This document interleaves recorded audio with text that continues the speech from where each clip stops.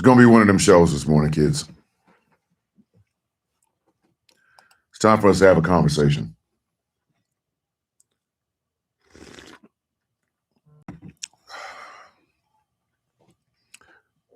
Because I don't think people truly understand the very dark place we are at. And that is something that I cannot abide by. There will be some funny parts to today's show, but for the most part, this is going to be one of them deep conversations. So, good morning. Good morning, good morning, good morning. Giving you guys a chance to come on in. Enjoy yourself. Wolfie, all the way from Australia, is first one in. Good morning, Wolfie. Good morning. Yep. We got to have a conversation, kids. We got to have a conversation. We got to have a conversation about where we are and how we got here. Top City Boss is in the building. What's happening? Good morning, Charmaine, Ms. Lyles. This morning was a rough morning. You're right. You're right. The one, the only, my brother E, a.k.a. Professor Moriarty's in the building.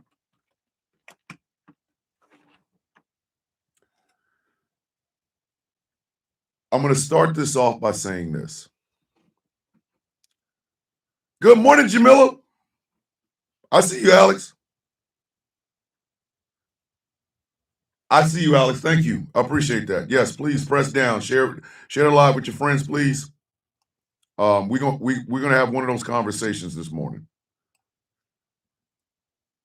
The house is the house, brother. The house is the house. If y'all ever see me and E talk to each other, like when we do our Zooms, which by the way, E, we got to do a Zoom probably in the next couple of days. E and I talk via Zoom and stuff. So if you ever hear us talk, we refer to each other as brother. I call him E on the show so that everybody knows who he is. But in our regular conversations, like when we send messages to each other, it's brother this, brother that, brother this, brother that. It's a reinforcement because above everything else, E is my brother. He's got a birthday coming up pretty soon. But I'm going to start off this show by saying this. I have never been under the illusion that America was this star-spangled, awesome-ass place. Morning, Harley. Jack's mom's in the building. I see you over there making make sense. I have never been under the impression that this place is so star-spangled awesome and that everything is sunshine and rainbows and gumdrops and shit. I've never been under that impression. Never. I'm too old and too jaded for me to start believing that bullshit. So I never have. But I can honestly tell you that in my 54 years of existence, I've never seen America like this before. I just haven't. I've never seen an America like this before.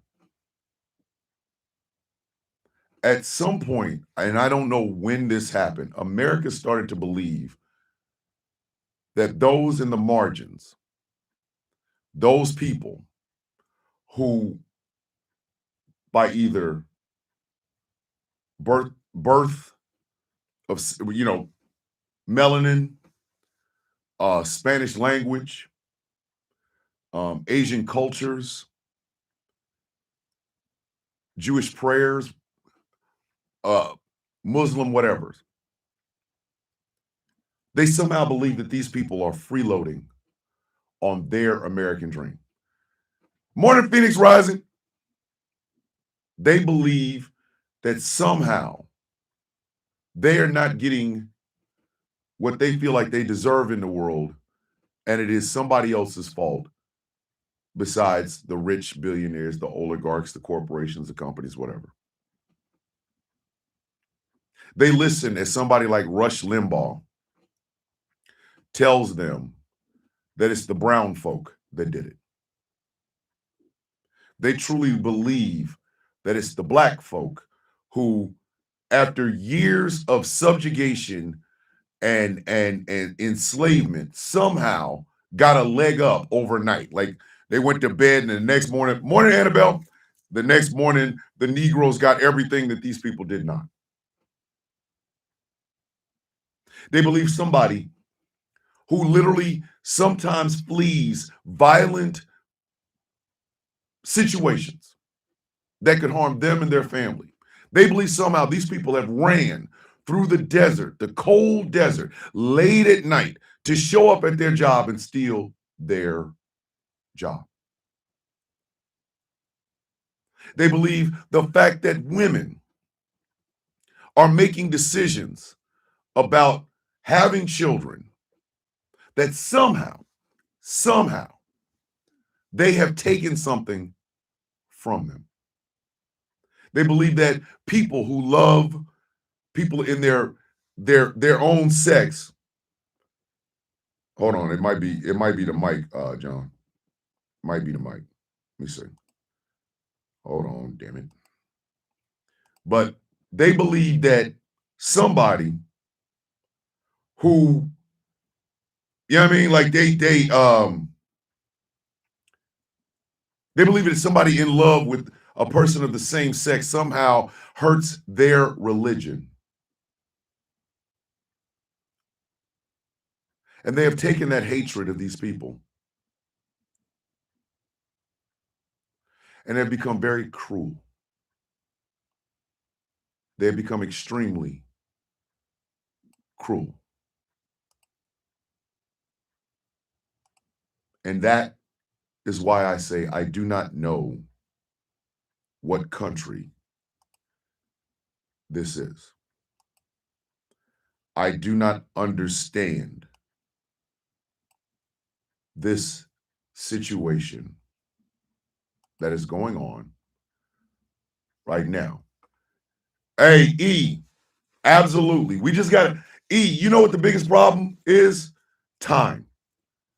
We George, Jeff, and I have discussed it. A, yes, because it's you. B, and more importantly, you yourself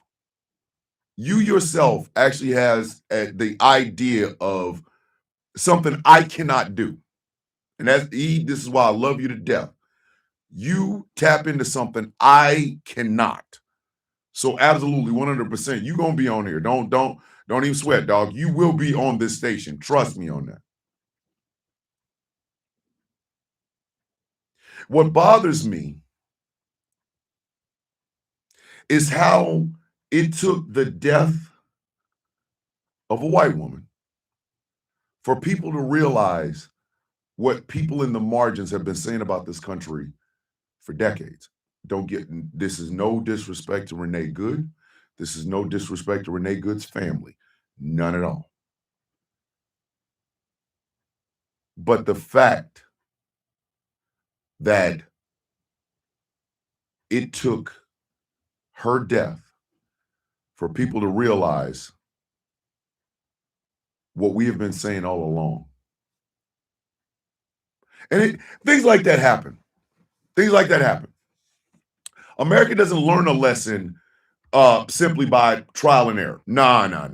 What America learns a lesson by it happening in front of them and them going, oh shit, I didn't know that was going to happen. It did.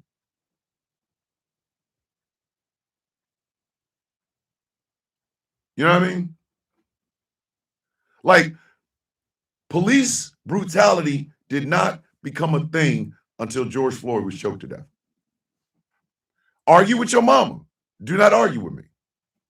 Police brutality in the United States at the hands of law enforcement against black and brown bodies did not matter to people until they had to sit, because we were all in the house because of COVID, sit and watch as a black man who was handcuffed, his legs were being held by two other cops, and a cop had a knee on his neck.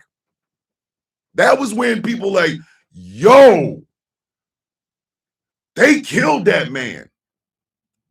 And scene. For Black folks, our hearts shattered so much that we keep just gluing the pieces back. Because people didn't realize we were telling the goddamn truth. That was an impossibility. Nobody saw it. It was like, wow, they've been telling the truth. Yeah, we have. For us, it was a Tuesday or a Wednesday or whatever. For white folks, it was a wake-up call. But see, here's the problem with America and their wake-up calls. No matter how loud the alarm is, America will turn right back over and go to sleep.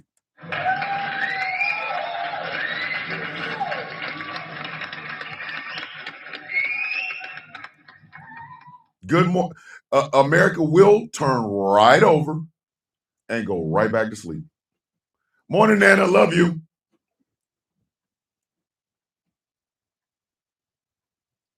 I made a video a couple of years back where I said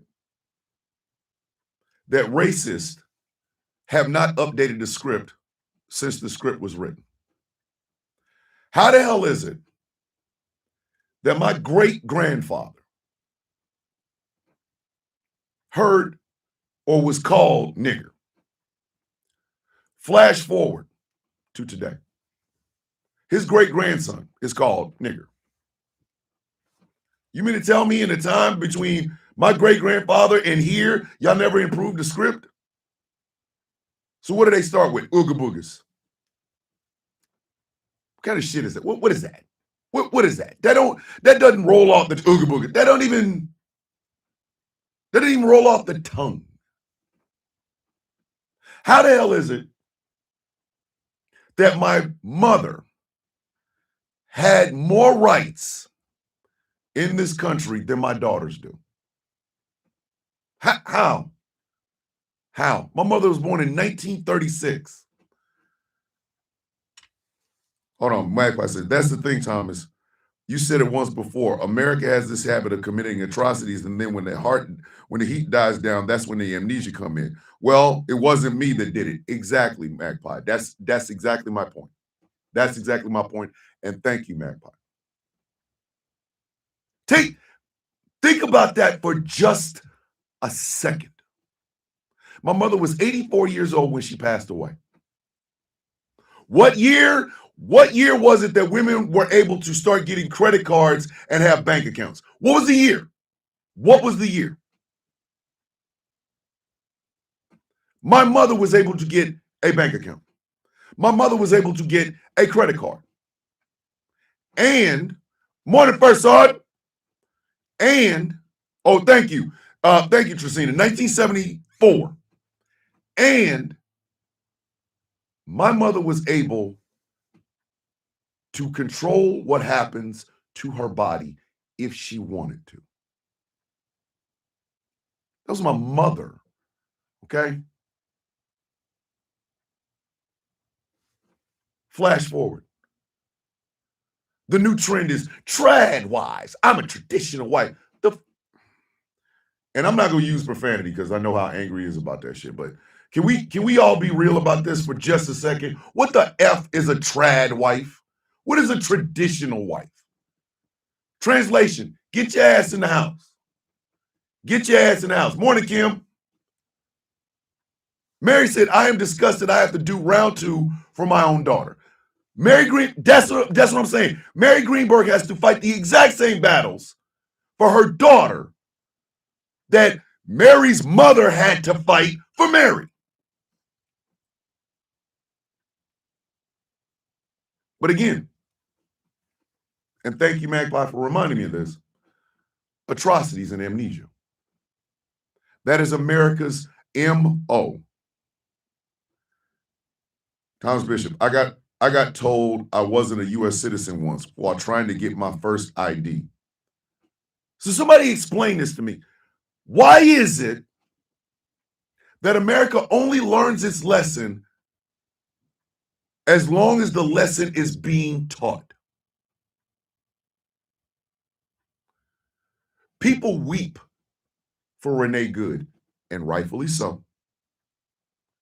But they will forget Renee Good. They will.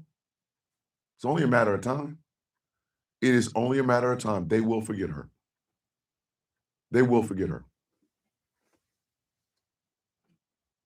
We have this tendency in the United States to default to white men. Argue with your mama, do not argue with me. I am the first member of my family to get a bachelor's degree in anything. Annabelle with the $5 super chat. It wasn't until 1988 a woman could go to the bank and get a business loan without the man's cosigner. See, 1988. I am the first member of my family to get a bachelor's degree in communications. I am the second member of my family to get a degree of any kind. My brother Rocky, aka the Saint, aka El Santo, was the first member of my family to get a degree. He has an associate's degree in computer engineering. Right? So somehow you got two intelligent black men, both of us with degrees. Yet for some reason, a high school dropout in Appalachia can say anything me or my brother get is DEI. How? How? How is it the bar for hard work starts with a white man? How? How? How is it that the argument that illegals, quote unquote, are stealing our jobs, they took our jobs, how is that even an argument? You mean to tell me you have been working at the plant for 10 years? You go in, you do your job, you go home. Yet for some reason you believe because you got laid off at the plant that some Mexican who's, again, traveled through the desert at night, drinking water wherever they can find it, risking getting injured, risking dying, can show up at your job and take it? Are you out of your goddamn mind? America's myths and misconceptions has led us to where we are today. I'm going to play something for you. This is Governor Tim Walz talking to his fellow Minnesotans. My fellow Minnesotans, what's happening in Minnesota right now defies belief. News reports simply don't do justice to the level of chaos and disruption and trauma the federal government is raining down upon our communities. 2,000 to 3,000 armed agents of the federal government have been deployed to Minnesota. Armed, masked, undertrained ICE agents are going door to door, ordering people to point out where their neighbors of color live. They're pulling over people indiscriminately, including U.S. citizens, and demanding to see their papers. And at grocery stores, at bus stops, even at our schools, they're breaking windows, dragging pregnant women down the street, just plain grabbing Minnesotans and shoving them into unmarked vans, kidnapping innocent people with no warning and no due process. Let's be very, very clear. This long ago stopped being a matter of immigration enforcement. Instead, it's a campaign of organized brutality against the people of Minnesota by our own federal government. Last week, that campaign claimed the life of Renee Nicole Good. We've all watched the video. We've all seen what happened. And yet, instead of conducting an impartial investigation so we can hold accountable the officer responsible for Renee's death, the Trump administration is devoting the full power of the federal government to finding an excuse to attack the victim and her family. Just yesterday, 6 federal prosecutors, including the longtime career prosecutor leading the charge to investigate and eliminate fraud in our state's programs, quit their jobs rather than go along with this assault on the United States Constitution. But as bad as it's been, Donald Trump intends for it to get worse. This week, he went online to promise that, quote, the day of retribution and reckoning is coming. That's a direct threat against the people of this state who dared to vote against him 3 times and who continue to stand up for freedom with courage and empathy and profound grace. You can go to Tim Walz's TikTok page to hear the rest. The day of retribution is coming. When did the day of retribution stop?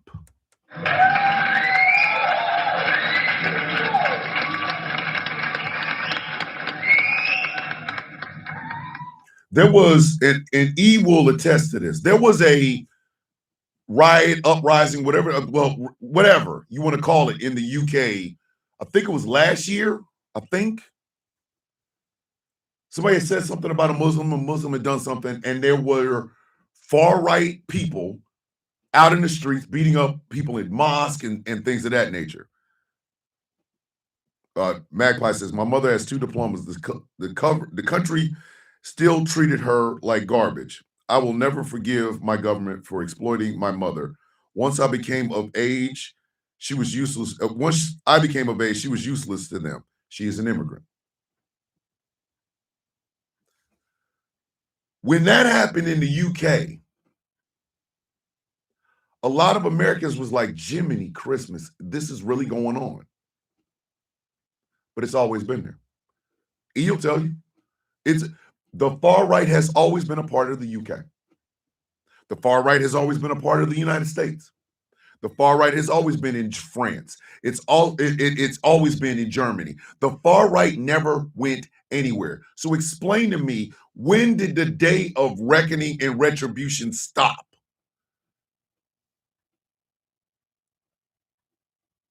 These large countries, like I said, there are 5 permanent members of the UN Security Council: United States, UK, France, China, and Russia. Right? The retribution campaign against those in the margins throughout the world has never stopped.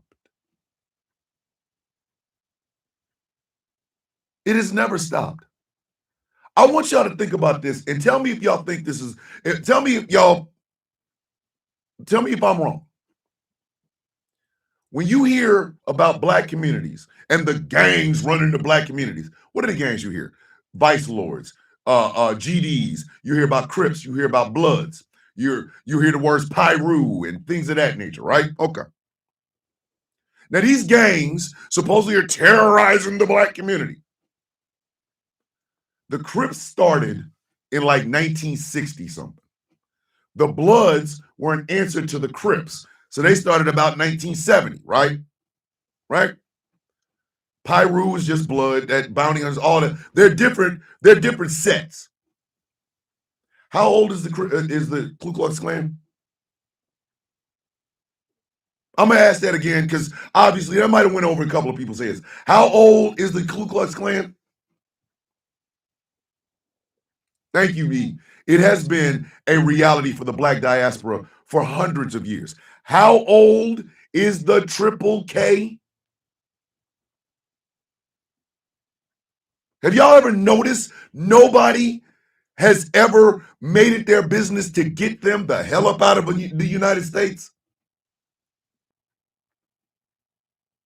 But the Crips and the Bloods and the GDs and folk and all that, they're the problem. Really? Interesting. Thank you, Nana. 1865. So these Black gangs are the problem, but the Triple K can walk around here just free. Nobody cares. We talk about the horrors of 1936 Germany. Under that small cock, funny mustache wearing mother effer. Hold on, Wolfie said.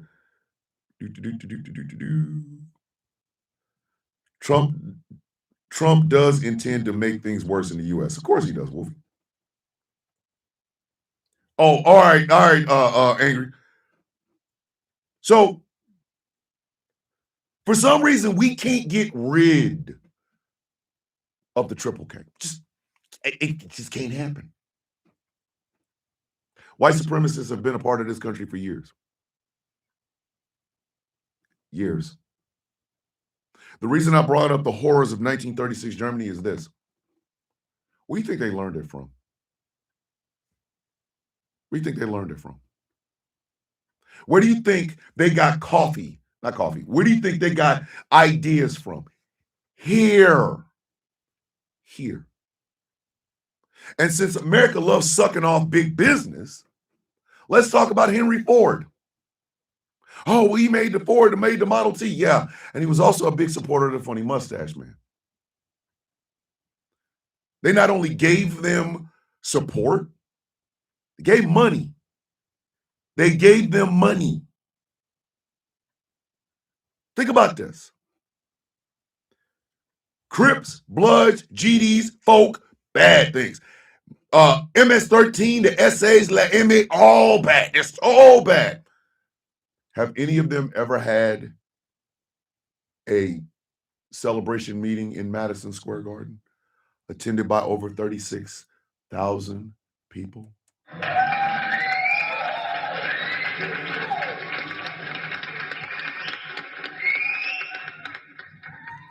Have they ever? Hold on. I don't know if you've seen it, but after Trump said he will take Greenland by force if it needs to, Greenland is preparing to repel borders if they need to. Yeah, I saw that, Wolfie. I saw it. I saw that. So I'm going to ask one more time. Out of all, has MS-13 ever had a 36,000 attendee meeting in Madison Square Garden? Thank you, E. Jim Crow was a template. I'll wait. I'll wait.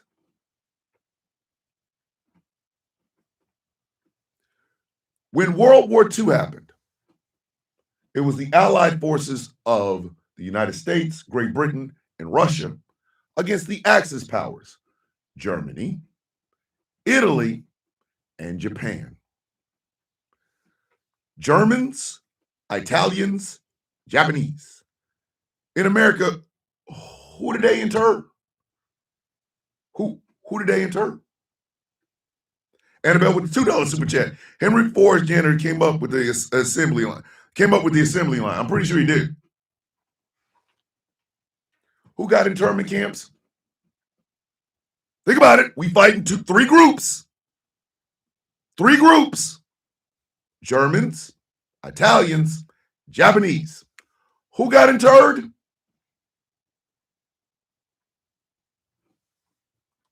America has always had a fascination with doing things to the marginal people. It's a pastime. It is a pastime. And then we try to pretend like it didn't happen because, like I've said before, atrocities and amnesia. This happens all the time. In my life, I can tell you stories. I once got stopped. I was on my way over to a friend's house. I was gonna spend the night. And she lives in a really nice part, or she did live in a really nice part of Overland Park. Now, this friend of mine knew I was coming. I called her and said, hey, I'm on my way. She said, all right, well, you got the key, open the door, just come on in. I said, cool.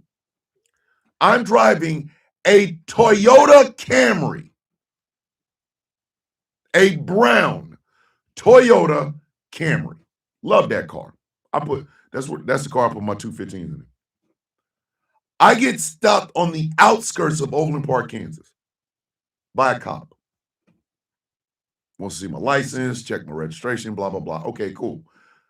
But I get the hostility because, again, I'm a 6 foot tall black man. So instantly the cop comes over, hand on gun. All right, give him my shit.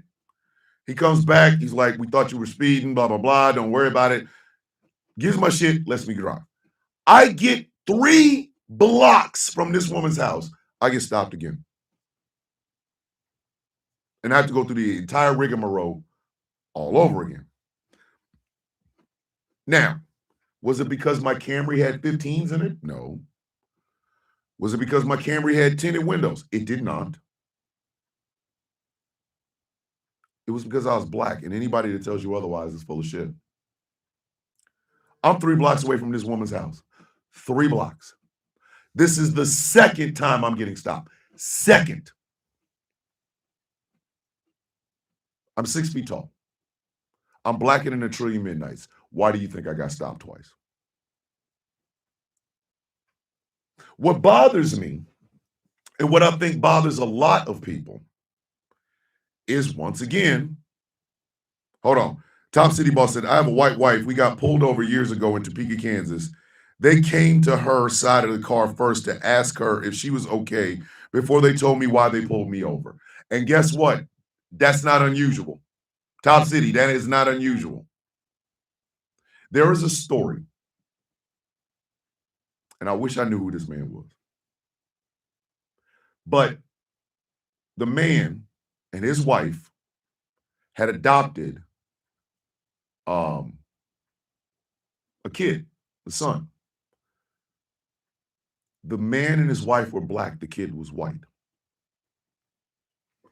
And this man, they loved that kid. They loved that kid. Still do. I think that, if I'm not mistaken, that man done brought home and they got grandkids and everything. There's a black couple with a white son, right? This man goes to the park and is harassed by a white woman to the point where she called the police on him because she thought he had kidnapped that child. Kidnapped. Had that baby since it was a toddler. This was a 6 or 7-year-old little kid.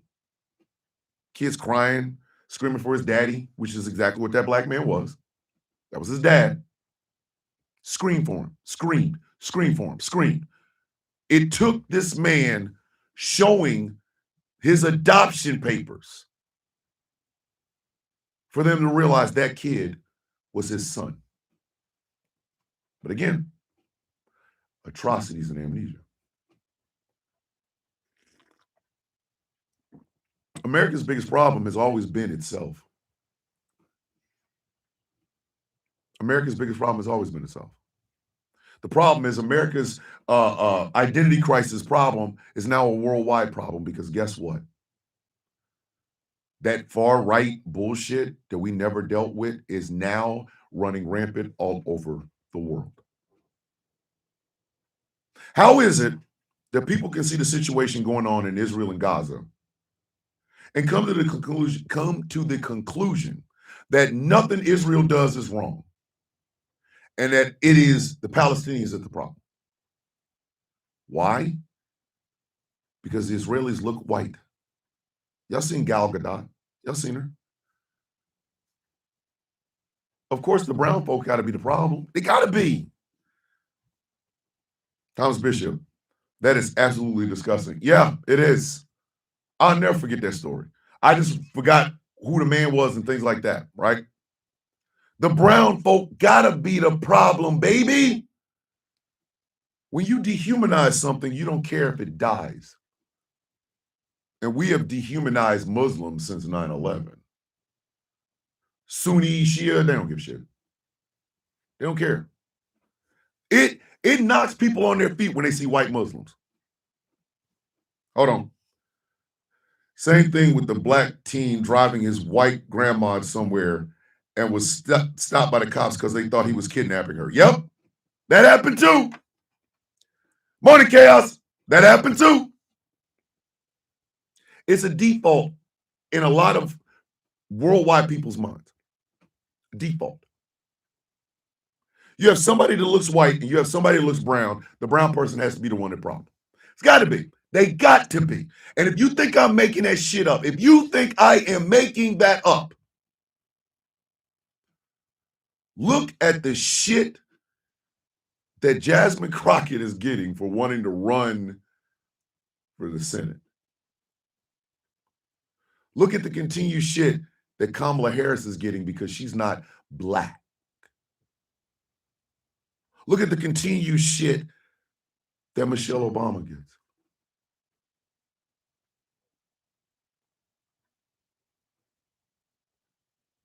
And it is only when those default things end up in the loss of a white life that people start to pay attention. Because I'm going to tell y'all a little secret. Might not be a secret, but you probably already know. They believe whiteness is divine, precious. Everything else ain't. Can you imagine being that conditioned? Can you imagine being that conditioned? Police violence didn't become police violence until a white woman died. Sorry, I said what I said.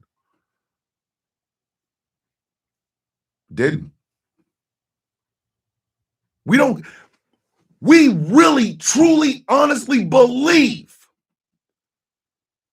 that somehow a black person in charge does not deserve to be there. They were given something. Black and brown folks have to get up every morning and prove themselves. White people only got to prove themselves once. One time.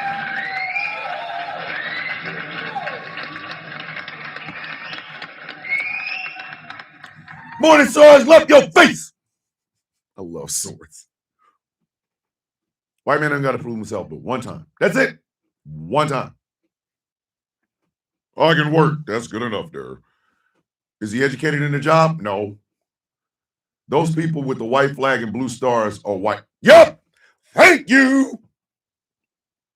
And that's how the world looks at it. I experienced racism when I was doing a co-op at a nursing home, and the lady at the front desk judged me by the color of my skin, and my teacher sent me home for the day. Do y'all see what I'm talking about? Now, in that mad dash to find a villain, in the case of somebody white killing somebody white, it's got to be her fault, because the other aspect of it is it depends on your political affiliation.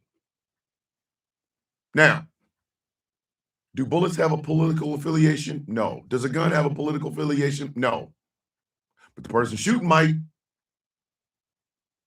Renee Good's last words to this man was, "I'm not mad at you." His last words to her were effing bitch. And yes, ladies and gentlemen, this thing is so layered that there are ways you can hit this shit and you would not be wrong. Male violence on women. Men's violence towards women. Check. Check. Oh, well, it's both sides. No, it's not. Right wingers shooting left wingers. Check. Red state dude in a blue state popping people. Check. Check. But here's the thing that will get me, and it gets me all the time. I know they'll forget this shit. I know. And in your heart of hearts, you do too. You will too. You know damn well Renee Good died for absolutely nothing, because nothing will change. You know it. You want to know what black folks' collective thought process when it came to the death of George Floyd and all the bending the knees and dying for freedom and bullshit? You know what it meant to us? Nothing's going to change. Nothing. Not one goddamn thing. Black folks are used to it being, oh shit, well, it happened. Thomas, I still remember the little girl that died in the car. Her name was Hindi Rafa. She was 6. Yep. Who gives a shit? She was Muslim. They didn't see a 6-year-old. They saw a Muslim. Tamir Rice was 12. And the cop didn't even have the dignity to get out of the car to kill that boy. Oh, they shot him rolling up. But then the description was, it was this 6-foot son. He was 12, dog. And what happened? Not only did the cop not get arrested, not only did the cop not face any sort of trial or anything, but he literally left and went someplace else.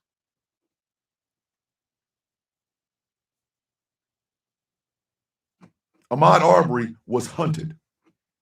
I'm going to say that again, so for the cheap seats. Ahmaud Arbery was hunted. Hunted. And the only reason we didn't even breathe a sigh of relief. We just looked at it like, okay, next one. When the McMichaels and that other goofy son of a bitch got put in prison, you didn't see us celebrating that shit. You saw us go, okay, yeah. Next one up. Hunted. But somehow, even in that, the lawyers, the defendants' lawyers, talked about the dirtiness of Ahmaud Arbery's nails. Because you have to. Because you have to. You got to have a dig somewhere on that person, because goddamn it, they had to have done something wrong. Thomas, Wes Watson referred to the man he assaulted as a 6-foot monster. He was the only one that assaulted that man, and yet the victim was somehow a 6-foot monster. Yep. Yeah. I don't think that people truly grasp the magnitude of what they did when they reelected that jackass. Hold on a second. Wait. Tom, Stephen Miller gave ICE agents immunity from prosecution. He did. He did. I don't think a lot of people understand the magnitude of the damn mistake that you made when you put that son of a bitch back in the White House. At all. A lot of people thought this was just one of those gimmies. No, it wasn't. No, it wasn't. To understand what it meant to put Donald Trump back in the White House, you must first understand that Donald Trump's mentality is as old as this country. He's not a new version of some shit. He is the repackaged bullshit that we have seen since the boats got over here and the massacre of the Native and Indigenous people started happening.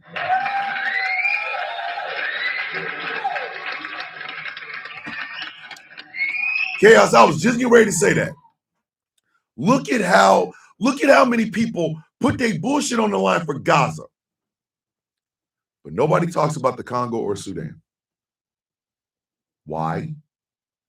Because the Congo and the Sudan, the wars that are happening, the genocide are happening to black folk. You ain't gonna see Mosquito Dorito talk about, I won't vote for this person because of the Congo. You ain't gonna see that shit. You ain't gonna hear Madeline Pendleton talk about, we must make a stand against the massacre that's going on in Sudan. Hell no. Because they know that shit ain't gonna get no eyeballs. Why should they talk about it? Black lives, brown lives are worth nothing to these people. And that's why I said Donald Trump is an old type of evil. Old. Older than the country itself. When them damn Europeans came over to the United States, their talking points sounded a lot like a land without people for a people without land. Sounded an awful lot like it. An awful lot like it. Colonization is big business. Who gives a shit if your little black ass is there? Who gives a shit if your little brown ass is there? You gotta move. Progress, manifest destiny, warrior Jesus and the damn sword, whatever. And if your culture, if your heritage, morning, Chirac, evil queen, my villainous friend, if that shit is in the way, it's gotta go. That shit gotta go. The reason it is hitting so hard for a lot of people, the death of Renee and Nicole Good, is because y'all didn't think it could happen. Y'all didn't think y'all thought the division was good. That's just, oh, it's anybody that ain't white versus us white folks. Y'all didn't, nah, that shit will come for you too. Thomas, it's only a matter of time before people start popping off the Frozen crew giving them excuses the need for martial law. It's true. Understand something, kids. There are 100 Renee Goods. They just don't look like Renee Good. They look like me. They carry my skin color. They have my history. A Tatiana Jefferson was shot in her house while she was playing video games with her nephew. We still don't know exactly what the hell happened to Sandra Bland. Hold on, Magpie. Hold on.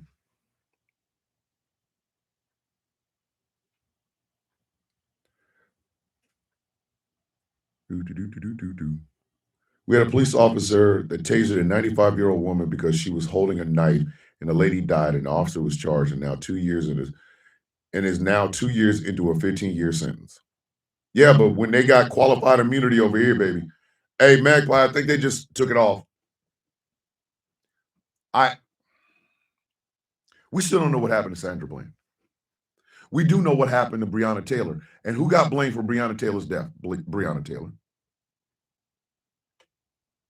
She's happening all over. Again, the default of America is a white man. The default of the world is a white man. The only reason the killer of Sonia Massey is getting a trial is because even cops could not,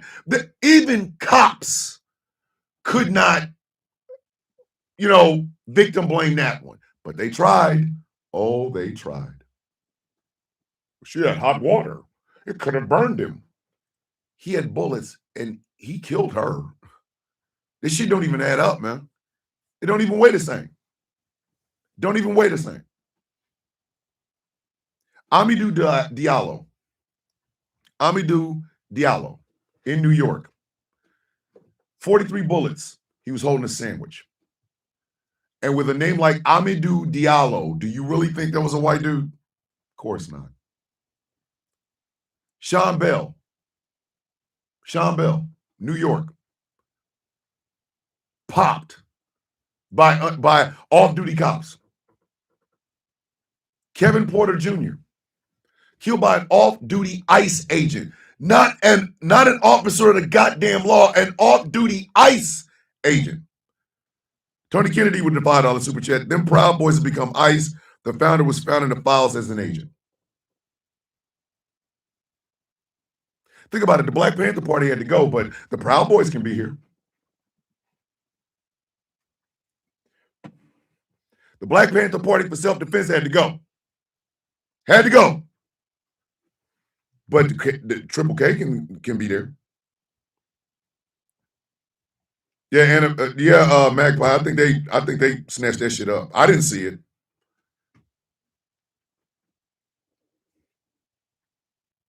Because America loves monsters as long as it's their monsters. I said what I said.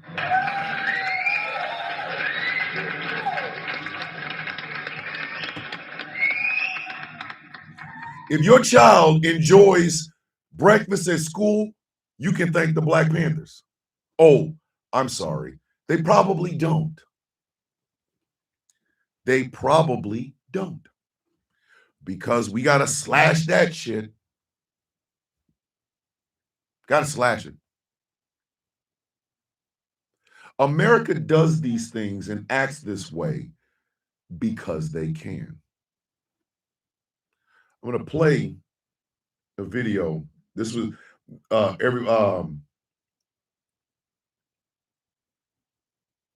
they over in the chat, over in the Discord chat, wanted to talk to me. They sent me this video. So this gentleman is one of the people that got a chance to see the aftermath of what happened to Renee Good. So please listen.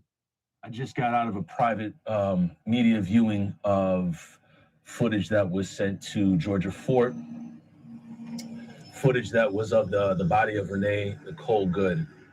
And this person wanted to only send this footage to Georgia Fort because they didn't want the sensitive nature of the video to go out and for the family to see this. And so Georgia invited media in to see this footage and then make our own assessments. Whenever there is a police-involved shooting, the cops are supposed to render aid immediately. And if the body is deceased at the scene, then it has to stay there and be searched for evidence if the body has no signs of life. From watching the video,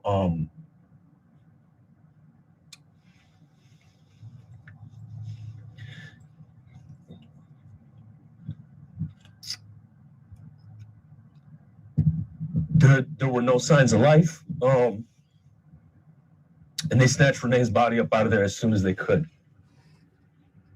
That was a hit. That was a murder, and they snatched the body from the scene as quickly as they could. There's no ifs, ands, or buts about it. It's what I saw, and it's very graphic. And I know that this isn't the usual media decorum that I speak with, but I think it's important for you to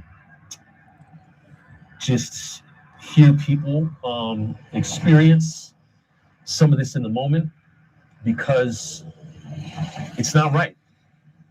And when something's not right, you just got to call it. You got to call it. And what they did to that woman, the body's supposed to stay there and then be searched as evidence, and they did nothing close to that. They didn't do any of that. They just snatched her body up out of there as quickly as possible, and it was no decency, it was no respect, and it just that's what I saw, and that's what Georgia brought us in there for, to make our own discernments, and I'm giving you mine. What I saw.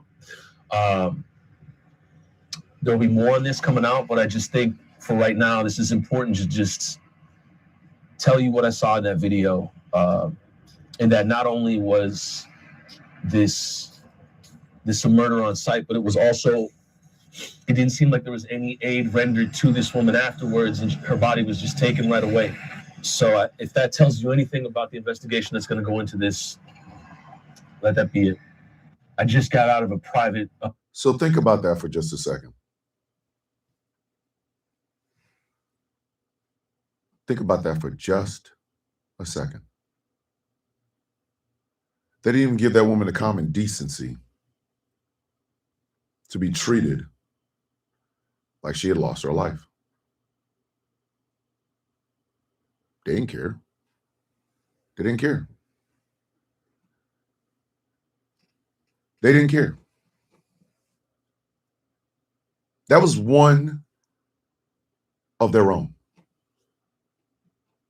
That was one of those people, one of those women. What did that pastor say? What did that pastor say? I see women as people who other people come out of. They snatched their ass up quick. They snatched their ass up quick. And again, they will forget that this ever happened. They will forget that this ever happened, because that is the American way. That's the American way. 9/11, never forget. The Muslims did something to us. Pearl Harbor, never forget, because the Japanese did something to us. What we do to other communities, that's CRT, and I don't want to talk about that. Oh, not that. CRT.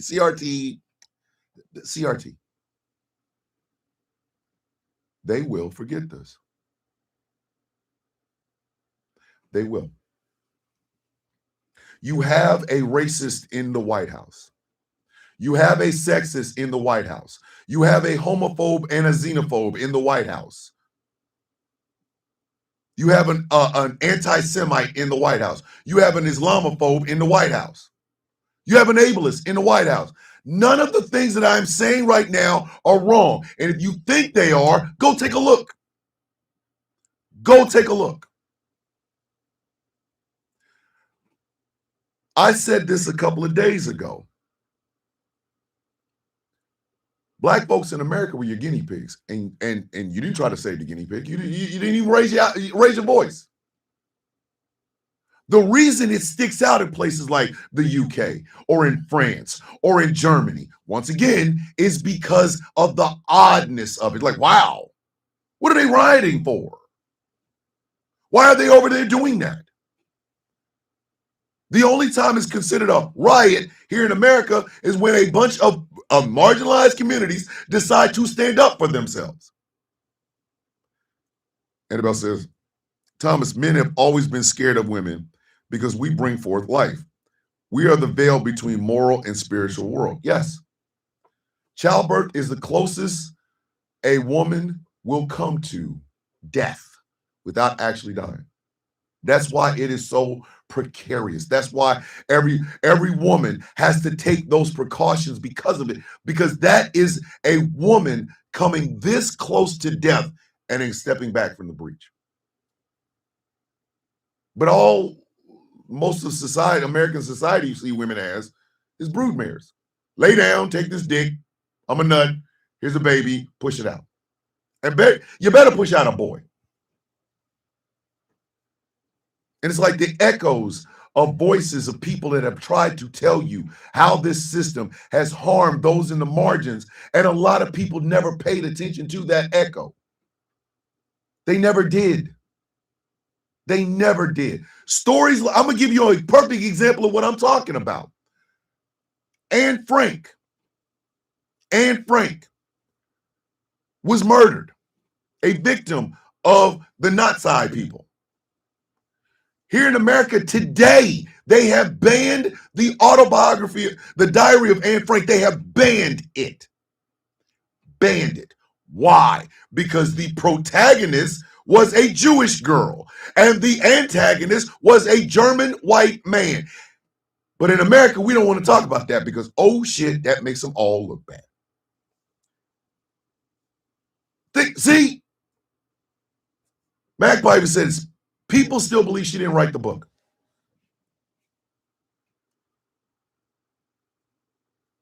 Because heaven forbid you challenge the myths. Heaven forbid you challenge the myths.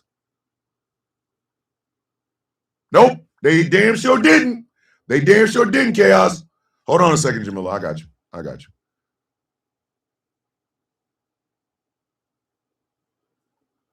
Damn it. Now I got to go up a little bit, Jamila. Hold on. Hold up. I apologize. I told y'all my setup is all effed up. Did they edit this out too? God, be more careful. Jamila, I can't find it.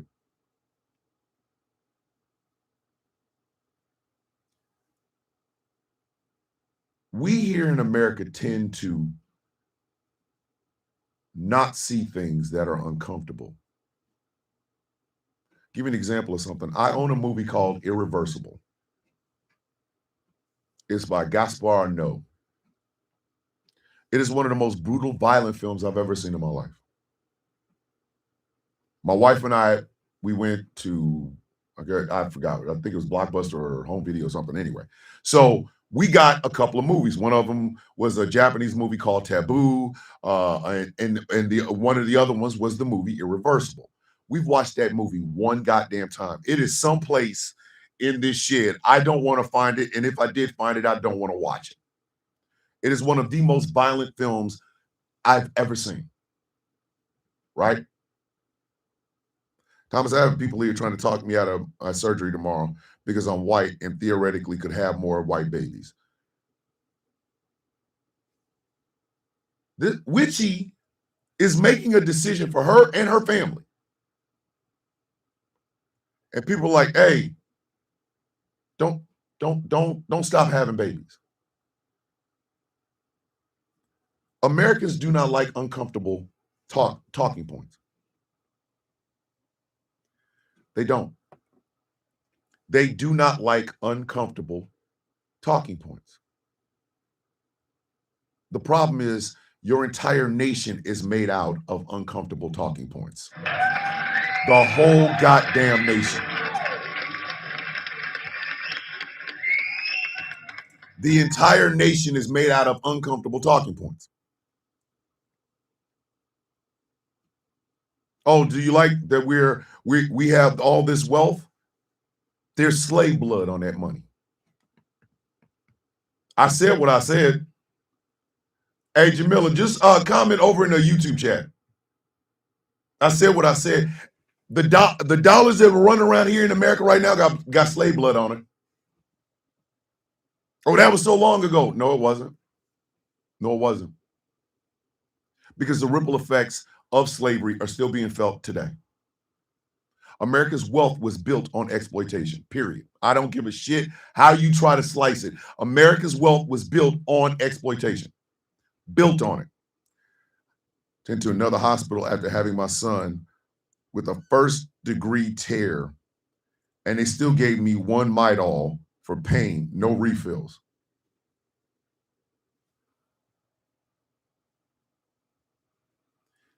America is built on exploitation. But they had to have guinea pigs. And it just so happened that the guinea pigs in the United States were people on the margins. And nobody cared as long as it was people on the margins. But when it started to happen to you, then it became a problem. Did y'all think corporations firing you to cut down on shit, do y'all think it's a new concept? No, absolutely not. That's why there was a thing called debt peonage, debt peonage after the Civil War. Hold on. Everyone, start buying all the copies of banned books you can. We need these. Yep. If you can buy a banned book, buy it. I don't give a damn what language it's in. Buy it.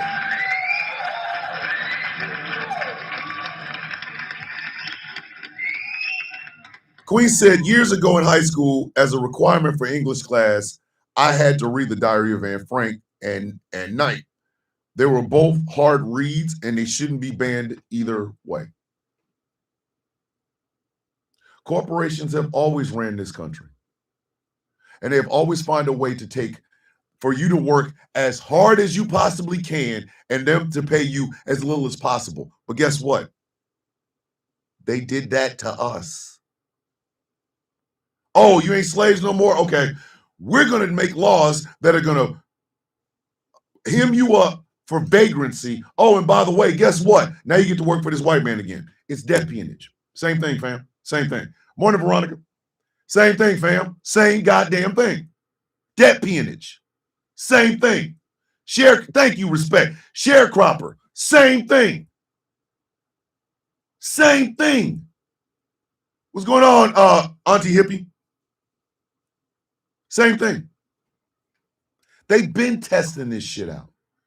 They just tested it out on people that they taught you were not worth very much. Unpaid internships sound a whole lot like debt peonage to me, goddammit.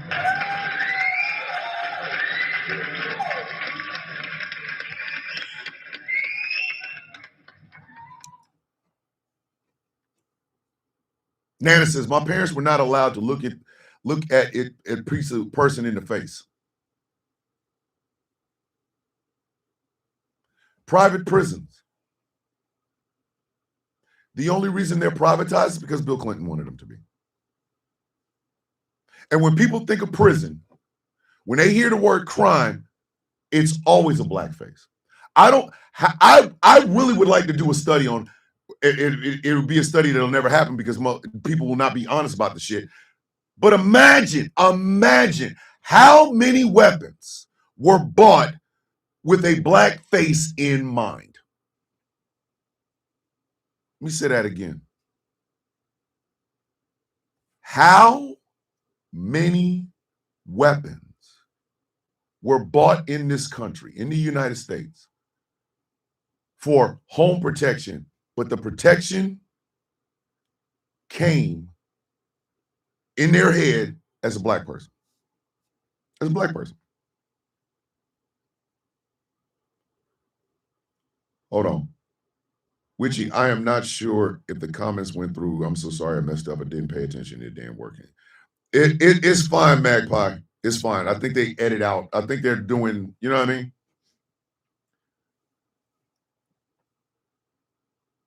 When people think of crime, when they think of violent crime, it's a black or brown face.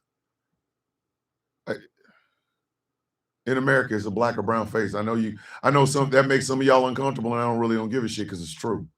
It's true. It is true. No matter, I sent you a PM yesterday, Thomas, about what I experienced. I was so scared my PTSD was triggered. I'm gonna check out the Auntie. I got you.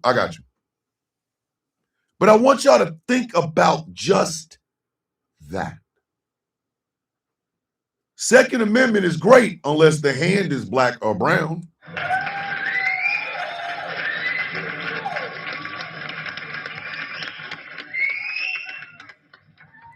When it's a white dude, we need all the Second Amendment we can get. But when the hand is black or the hand is brown, or hell, imagine how America would be if all these so-called blue-haired lesbian liberals, all of them was packing heat. You'd have gun control in a month.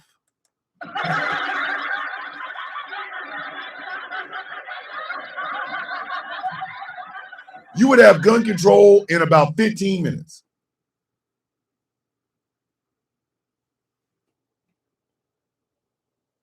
What inevitably becomes the biggest problem in this country is this. When exactly are people going to finally wake up? I say that because I don't know how many more lives we can sacrifice to the altar of white fragility. I don't know. How many more lives have to be sacrificed on the altar of white fragility? How many more? How many more? How many more? And again, hold on. Jackson Mom Forever with the $10 super chat. M. Jackson was my favorite as a child. I had collages on my wall. My mom told me that age, don't get involved with a black person because people will look at me weird. I never knew why until I was an adult. How many more examples of death following white fragility do we have to see before we either A, deal with the white fragility, or B, deal with the death? Renee Good is now a symbol. And again, I will never knock Renee Good. I will never knock Renee Good's family. She didn't drive out of her driveway to be a martyr. She just became one. What I will say is this: there have been thousands of Renee Goods, and nobody batted a goddamn eye because they didn't look like Renee Good. How many more bodies have to be sacrificed on the altar of white fragility? How many more? How many? White fragility is the reason evangelical Christian conservatives feel like they can ignore the first part of the First Amendment, which says no establishing a religion or the free practice thereof, and they feel like, yeah, we can bypass that. I want to be a part of the government so that we can actually keep these people down where they are, keep women in the kitchen, pregnant and having babies. How many more bodies have to be sacrificed on the altar of white fragility? How many more times do we have to do this? How many? All the people, all the bloodshed that has happened in black and brown communities at the hands of law enforcement, nobody batted a goddamn eye. Nobody cared. They were like, oh, well, you kill yourselves. So that makes you killing us acceptable? And then, when that violence that you were so comfortable with, as long as the body was black or brown. When it happens to one of the women who could have these white babies, you find a way to blame her for her own death. And even before that, you elect somebody that makes you feel so good. They make you feel, oh my God, I feel like I'm the victim. You elect somebody who is inelectable, somebody who is unintelligent, and somebody who is literally not qualified to sit in the job that he is, not once, but twice. Professor Moriarty with the £2 super chat. No one knew about Mr. Porter until afterwards. See what I'm saying? Thank you, E. And for what? For what? Y'all remember when Tucker Carlson was talking about the great replacement theory? The idea that the federal government is, just trying to replace white people with brown folks or black folks or things of that nature. Only an idiot thinks like that. Only an idiot thinks like that. But that thought process has been around for so long and has caused so much damage, and we just ignore it. Be safe, Mary. Love you. Kiss the husband, kiss the kid. Tell them we love them, please. Let me tell y'all something. You want to talk about MS-13 and the Crips and the Bloods and how much violence? A white supremacist blew up the Alfred P. Murrah building in Oklahoma City.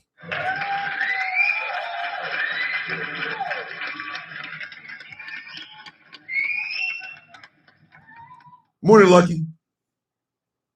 That wasn't no MS-13 that did that. Wasn't no essays, wasn't no Laemi, wasn't no Crips, wasn't no Bloods, wasn't no GD, wasn't no folk. It was a white dude, radicalized by racism. Grand Rising, sis, I love you so much. It's my sister, Dots. 168 lives, 19 of which were children. We should ignore like it happened. Didn't happen.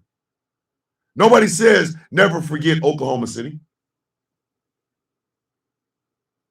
Nobody says never forget Oklahoma City.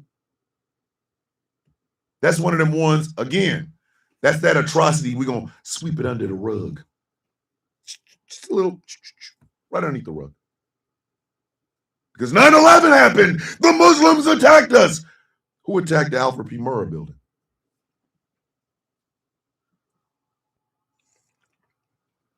Who attacked the Alfred P. Murrah building? That's their white fragility. These people honor Randy Weaver and literally vilify the government for what happened on Ruby Ridge. But they got no problem with that same bullshit happening on the streets every single day.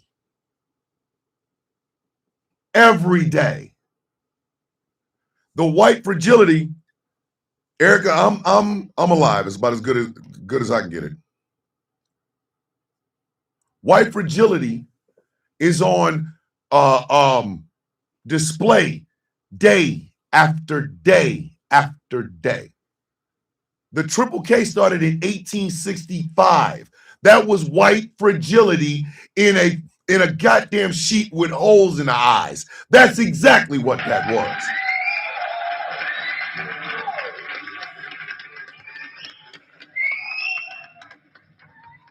He just said it over in the YouTube chat. Black Wall Street. Do you realize it took a TV show called Watchmen for a lot of people to learn about what happened in Greenwood, Tulsa, Oklahoma? A TV show. Because they wasn't teaching that shit in school. No. Because in America, we can commit an atrocity and just push it. Oh, look, where's that carpet? Whoop, whoop, whoop. White fragility. It was white fragility that killed Renee Nicole Good. Please understand that. Please understand that.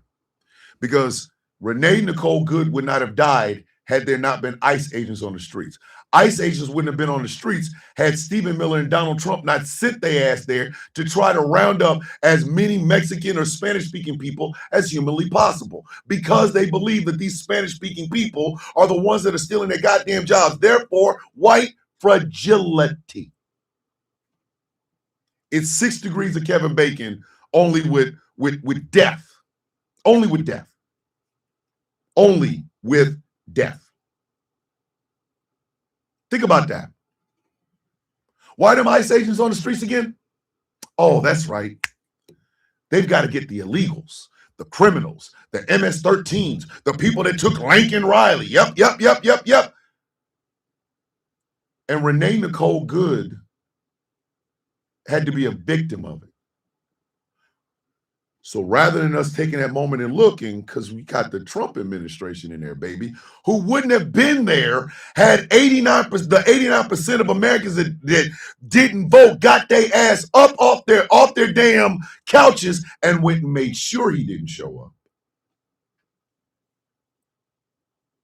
Renee Nicole Good would still be alive. Oh, thank you. Respect. I got you. Because here is where white women have failed. A lot of white women find their worth in the men that they're around. Christy Nome, Caroline Levitt, what's their name? Weiss, the chief, Susie Wiles. Handmaidens to the shit. Handmaidens to the shit. Never once stopping and asking themselves, is this right? Is this right? Why would you ask? Pam Bondi, thank you. Here's another one. MTG, Lauren Boebert, Nancy Mace, Elise Stefanik.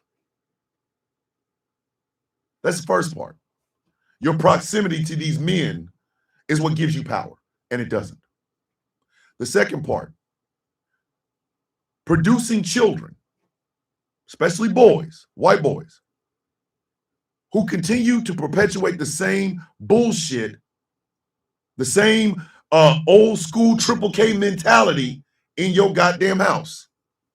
Wolfie says, Thomas Bishop, did you see Trump on Air Force One hitting on Caroline Levitt again? Yep, I did.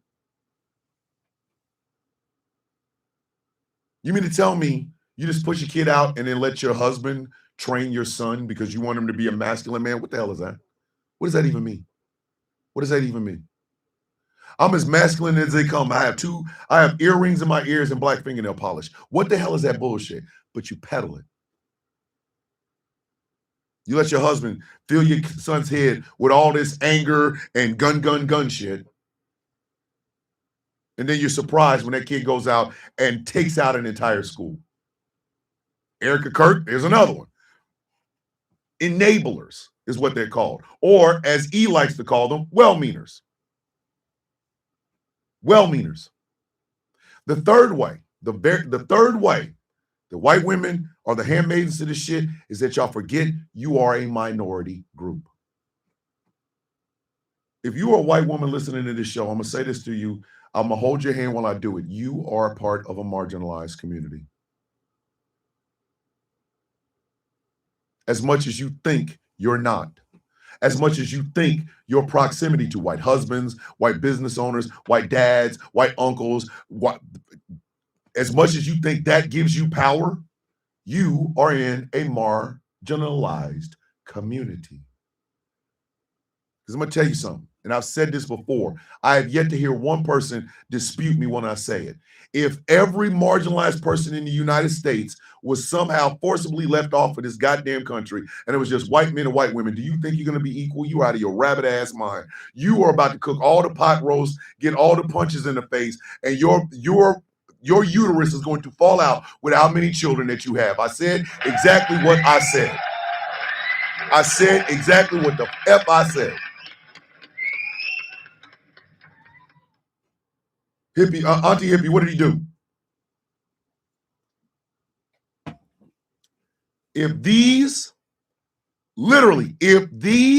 people ever got their wish, your white ass is going to be a broodmare. There will be no equality. They're going to tell you where your place is. Your place is in the kitchen. Your place is in the bedroom. Your place is raising them babies. And that's why when I see white women defending what happened to Renee Good, I don't shudder. I just simply look at them and go, what? Huh? That could be your dumb ass. You could be the effing bitch after catching 3 in the face. That could be you. That could be you. The hell are you talking about? What are you talking about? But again, what do I know?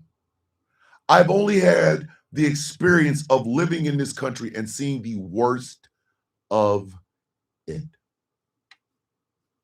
The worst of it. And I'm only 54.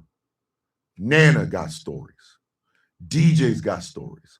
My sister Linda has got stories. My sisters Lizzie and Quisha got stories. My brother Rocky has stories. That's just us. My cousins, my aunts, my uncles, we got stories for your ass.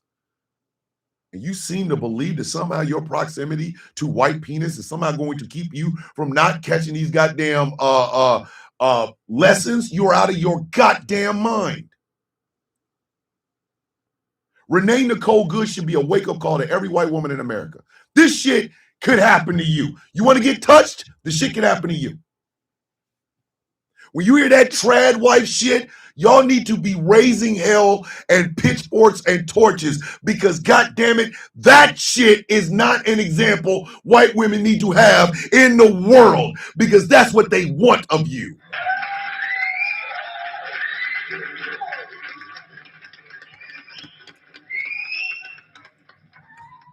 They killed this woman, a mother and a wife, killed her. And whatever they did afterwards was so heinous that they won't even release the video.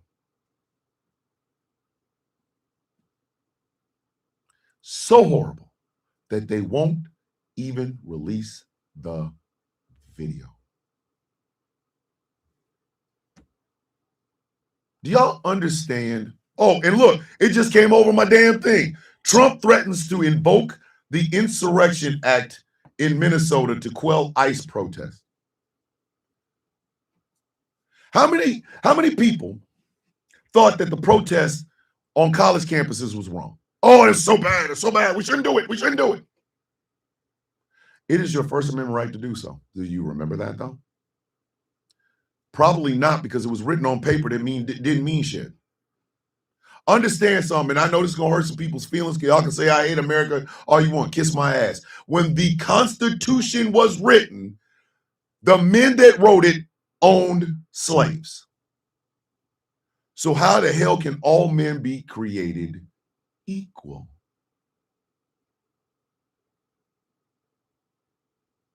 How can all men be created equal if at the time you're writing this shit on this parchment, you own people? How? It is that dichotomy, and that's exactly what it is. Writing one thing, acting another way. That dichotomy is exactly why we are where we are right now.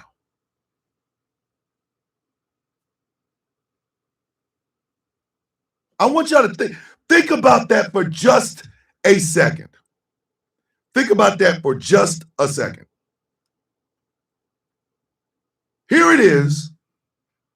We're starting this new nation. We are breaking the bonds from Britain and we're going to start our own nation. But at the time you're writing this shit, you own people. You own people. How?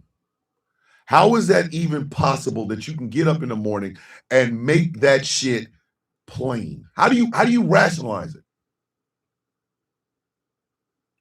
Answer, you don't. You don't. You don't. You continue the lie while skirting the reality and the truth. Hold on, if my mic is low, I gotta figure out what the hell's going on because it was normal the other day. Damn it. Hold on. Damn it, hold on.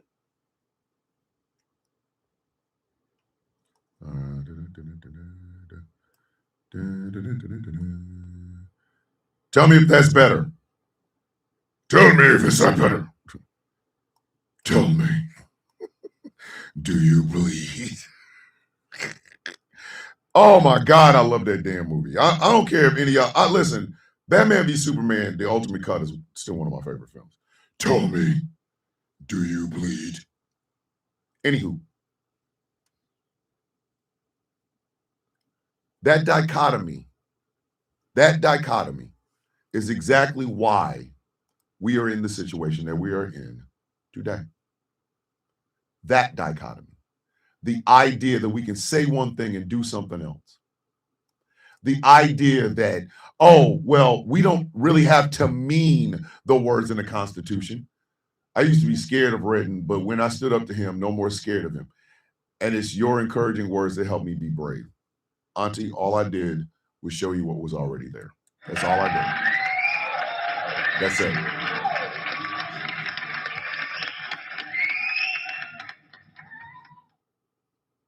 I'm going to try something. Hold on.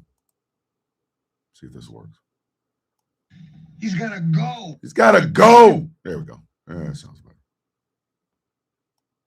You're not about to sit here and act as though this is a normal situation, because it is not.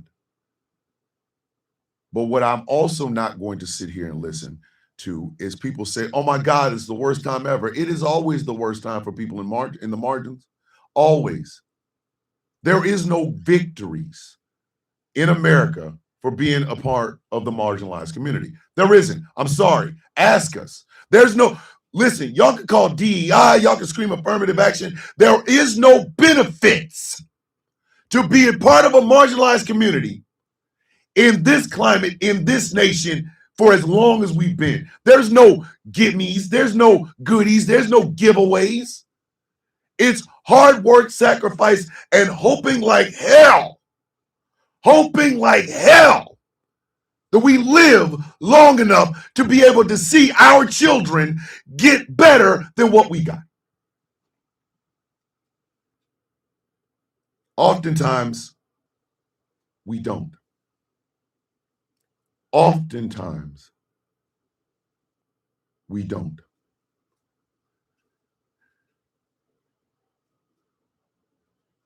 Again, thank you, Taz. Donald Trump said he's the same. Taz says Donald Trump is the same man that once asked if it was wrong that only his daughter turned him on.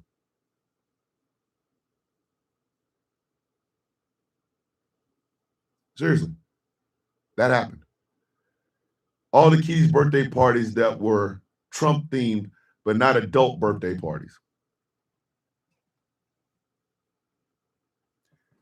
Let me help y'all understand something. No, Top City, no. That's a real thing. That is a real goddamn thing. Donald Trump once asked if it's wrong that his daughter turns him on. He asked that shit. And I want y'all to see the web that has been building around you. It's almost like everybody for the past 10-something years around the world have been Kaiser Soze. They have been Kaiser Soze. The whole bit. What do I mean by that? Well, for starters, you start with Donald Trump. You start with Donald Trump. After the birther movement, after the Tea Party morphed, all these mutations, after all of that, here comes Donald Trump. This is an amoral man in every sense of the word. I am a nasty, freaky son of a bitch, but even I would not have done a quarter of the shit that Donald Trump has done in his goddamn life. A horrible, immoral man. And he knows this. If the Constitution meant any goddamn thing, a man like Donald Trump would not even ever see the levers of power. The first speech the man made, he said, and I quote, when Mexico sends its people, they're not sending their best. They're not sending you. They're bringing drugs. They're bringing crime. They're bringing drugs. They're rapists. And some, I assume, are good people. That would have been a disqualifying thing under any other normal circumstance. Had the Constitution meant a goddamn thing, then, oh shit, wait a minute. Is he talking about our Mexican American citizens? No, we can't have him as president. But nope, they let him in. They let him in. Then he got on the debate stage. This is the stage. People are running for an office. They are giving you their resume. The Marco Rubios, the Ted Cruzes, the Chris Christies, they are giving you their resume. What does he bring? Nothing. Quips, smart-ass comments, rigmarole bullshit, not a question answered, nothing.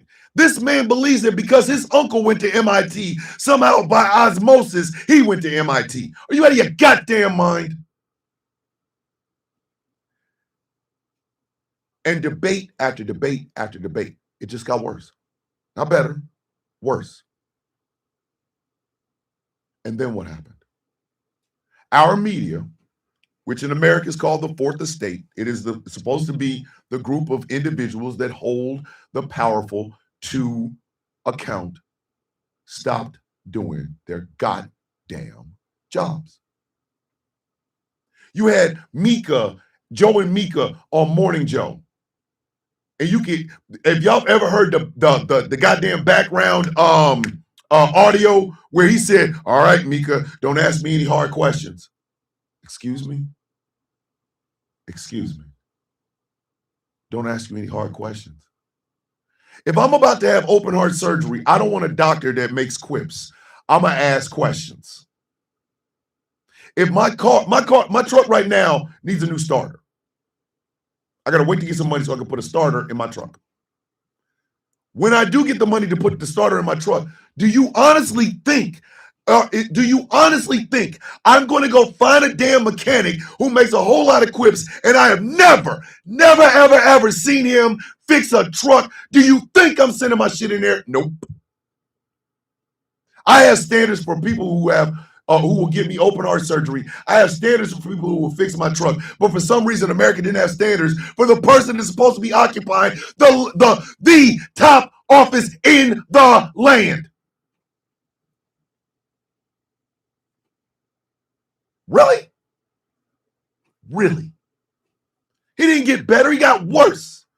And the media just following him around like a little puppy dog. Oh, here's a podium. He's going to speak today. Meanwhile, the Democrats were on the other side. They had an establishment Democrat in Hillary Clinton. Do I like Hillary Clinton? No, I don't. Do I think she would have made a good president? She'd have been better than Trump. Wasn't a fan. Still ain't. Not a fan of her, not a fan of her husband. But I, as a political junkie, am sitting and watching what the Republicans are about to do. And I'm like, I don't give a shit if it's a goddamn ham sandwich with a D on it. I'm voting for it against that man. I've told y'all, I went on the record and said, I have not liked Donald Trump. I have hated Donald Trump since 1989. This ain't new to me. This is true to me. This ain't new to me. This is true to me. I have not liked that man since the summer before my senior year in high school.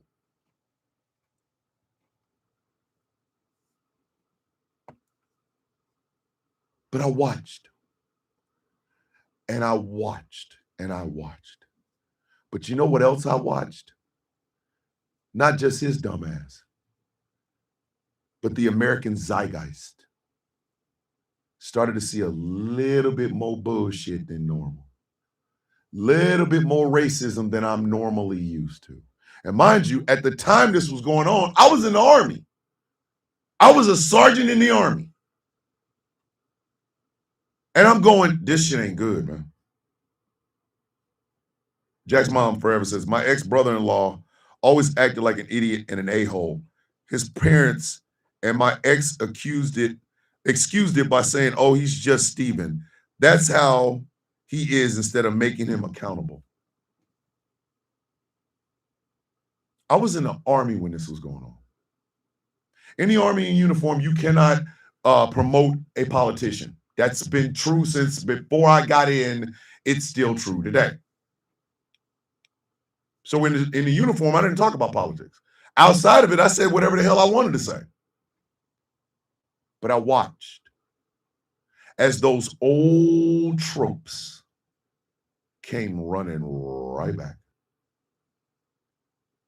Donald Trump is running for president. He's running for the nomination for president. And all of a sudden, I got to discuss black on black crime. Excuse me, why? Where did that come from? What made you put that in the verse? We got to discuss illegal stealing jobs. What? You didn't need that. You weren't going to do that job anyway. You were not going to do that job anyway. I got to discuss, all of a sudden, I got to discuss what a woman's place is. I have lived around black women my whole goddamn life. I've seen some of the most powerful, strong things out of black women in my 54 years of existence. Now, all of a sudden, we're talking about where they belong. I got to hear about Shaniqua and LaQuisha stealing money and having babies for more welfare. Are you out of your goddamn mind? I thought we got rid of this shit after Clinton was gone. But it wasn't just Trump. Our media spread more Trump. Our elected officials talked about Trump. A couple of famous people got in it. Oh my God, Dana White loves Donald Trump. I don't give a damn what that big head, white slapping son of a bitch likes or dislikes. He's a billionaire. I'm a working class dude. Kiss my balls. But I watched. Did America shift its movement? Nope. No, they didn't. No, they did not. We walked headfirst into that shit.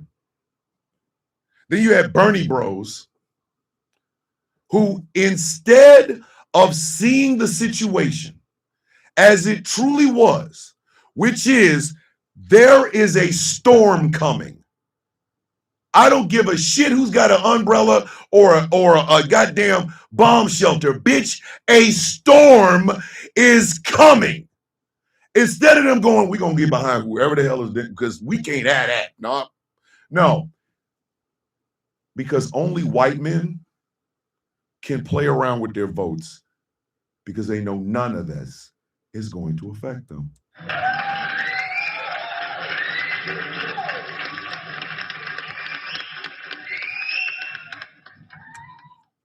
A white man walks into a voting booth. And not all white men. So let me go ahead and say that out loud because there was a lot of white men who were like, yo, we got to stop this shit. A white man can walk into a voting booth and vote for anyone all willy-nilly because they realize whatever that candidate is going to do, it is not going to affect them. They're not going to get hit with it. They might get hit with it financially. Oh, he just, helped to move my job from Michigan to Monterrey, Mexico. But they understand the punishing parts of those policies are never going to touch them. But they'll touch everybody else. And that's when you realized how ineffective the Constitution is. All men are created equal, my black ass. If you're going to do it like that, then put what was at the end of Animal Farm. All men are created equal. some men are more equal than others.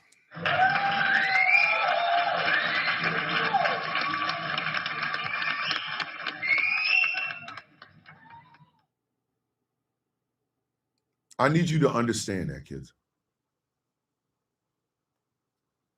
There have been thousands of Renee Goods throughout American history. You just didn't notice them because they didn't look like you. And because they didn't look like you and you didn't notice, they were able to erase them out of the history books. The bombing of a church in Birmingham, Alabama that killed 4 little black girls.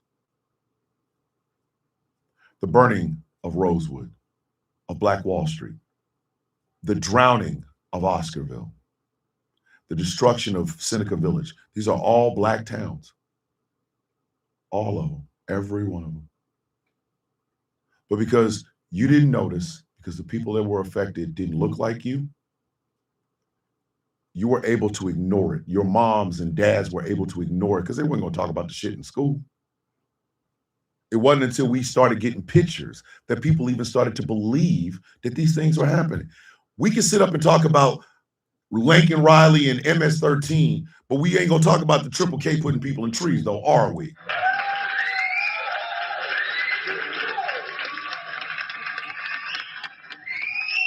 They got a whole goddamn monument to that shit.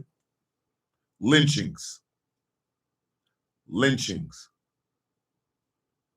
If you look at it, if you go and look at that, it is one of the most brutal things you will ever see. You will ever see. Brutality for brutality's sake.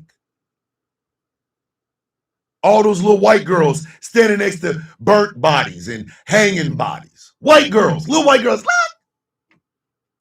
These women grow up, marry a white man, have white kids, and then when the picture comes out, oh, that's CRT. No. You became complacent. You became complacent. Comfortable. America is the greatest country on earth. Why? Liberty and freedom. Catchphrases. That's what you got. Catchphrases. Oh no, not catchphrases. But that's what you got. That's exactly what you got. And again, this ain't just here. Far-right violence is a worldwide thing. A lot of countries and a lot of leaders in certain countries have taken the ideology of that one nut having, funny mustache having, failed painter, and they have implemented it. Oh, well, we killed him. Don't matter. Oh, well, we killed the ideology. Did you really, though? Did you? Much like the Confederates after the Civil War, you might have killed them, but you never killed the ideology. Germany has banned you doing that dumbass salute. Germany has banned that swastika. Banned it. So what do they use? What do those far-right groups in Germany use? The Confederate flag. Got rid of one, left the other one free. Thank you, Chaos. They've always known, Thomas, because they've always been evidence. Yes.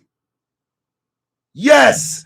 America has never tried to hide its naked bullshit. It has never tried to hide its naked hatred of those in the margins. It's never done it. America has never tried to hide it. America never will try to hide it. Why hide it when it's easier for us to talk about it in just a little clip? Hey, Rosa Parks refused to get off the bus. Why? Don't nobody know.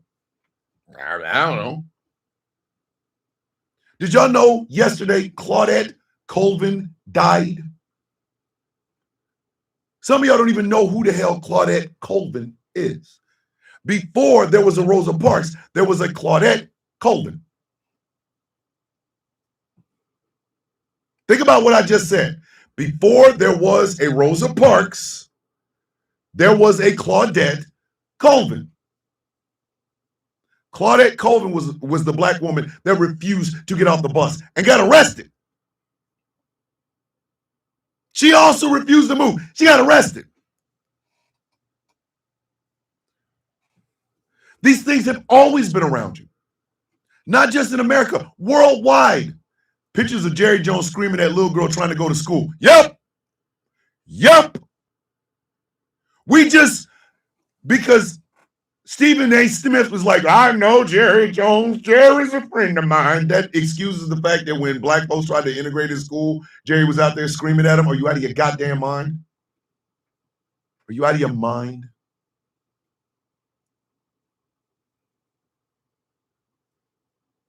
This is the second time in my 27 years I've ever heard that name. And Harley, I'm not even mad at you for that. I'm not even mad at you. Her SCOTUS case is what brought change. Thank you. Claudette was a teenager who was pregnant. Tell you a little secret, kids. In the country called Protect the Babies, in the country called Protect the Babies, did you know that they used to hang pregnant black women and then slit their bellies open and kill the children? Did you notice that? Oh, I was just getting ready to say that. In this country that loves the babies, they use black babies as alligator bait. This is your history, ladies and gentlemen. This is the legacy of the United States. When they would burn or lynch somebody, thank you, Taz, they would take souvenirs. Bones, finger bones, toe bones. They did this shit in your face. But while they were doing it, you could hear the Star Spangled Banner in the back and the military flyover during the Super Bowl. So you kind of forgot that they did these things.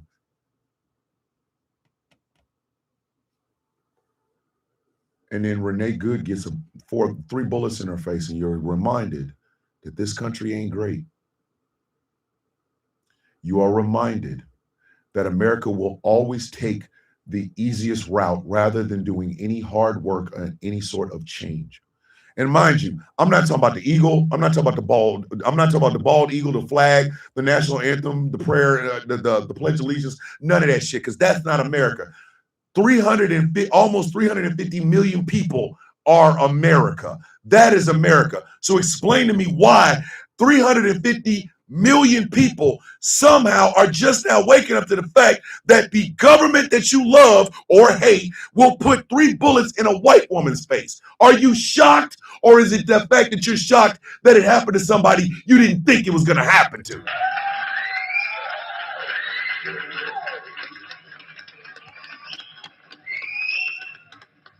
Y'all think this is new?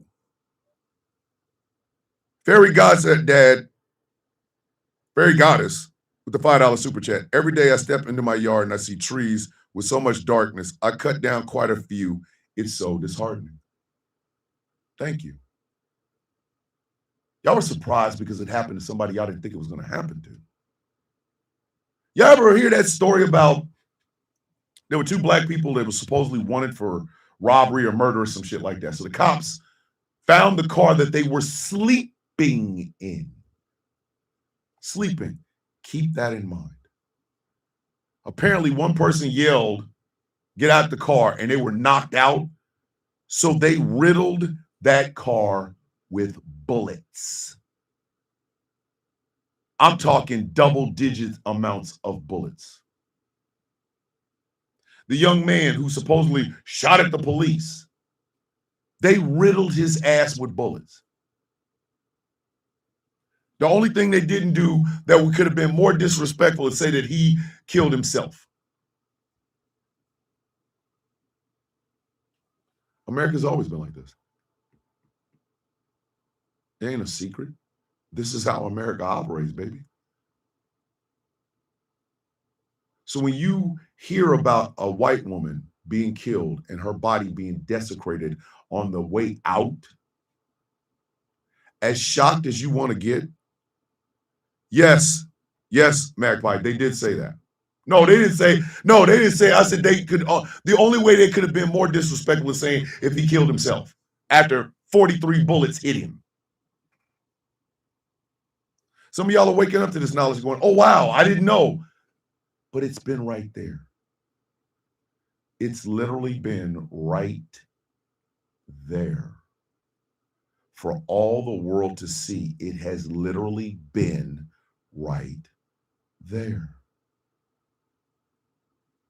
The shock and sadness a lot of people are feeling.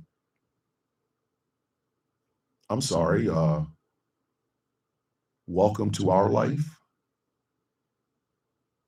For America to change, it must first acknowledge what it has already done.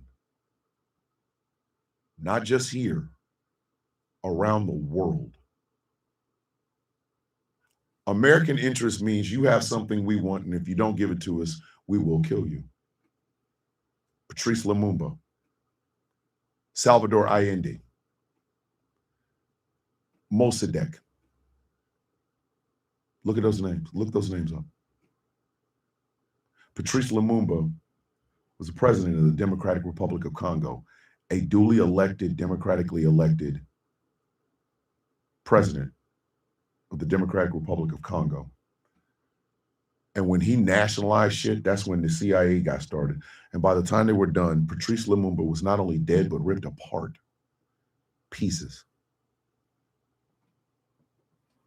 Pieces. Salvador Allende in Chile took himself off of the census rather than having the coup that was going on do it for them. Mossadegh was the leader of Iran, another duly elected president. He nationalized the oil. By the time they were done, Mossadegh was either in prison or dead. I don't remember what happened to him. But the Shah of Iran was there. My French teacher taught us about Lumumba. She did not shy away to tell us that the United States assassinated that man. They did. American interest simply means you are less than us. Give us what we want or we will kill you.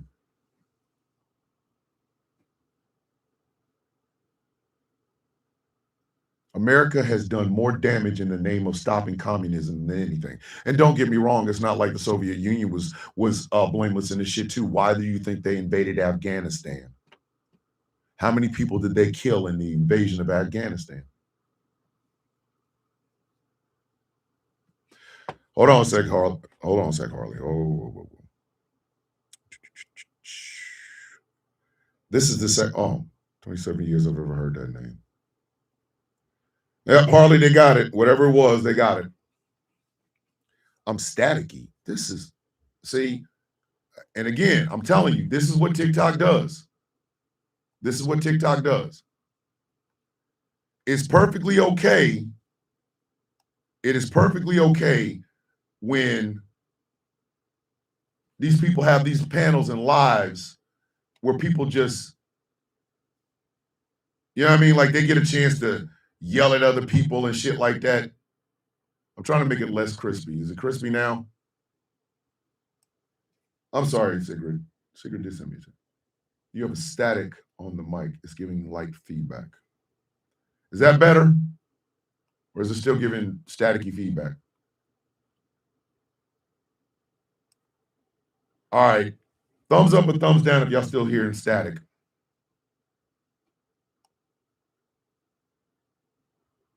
Thumbs up, thumbs down if you're still hearing static. All right.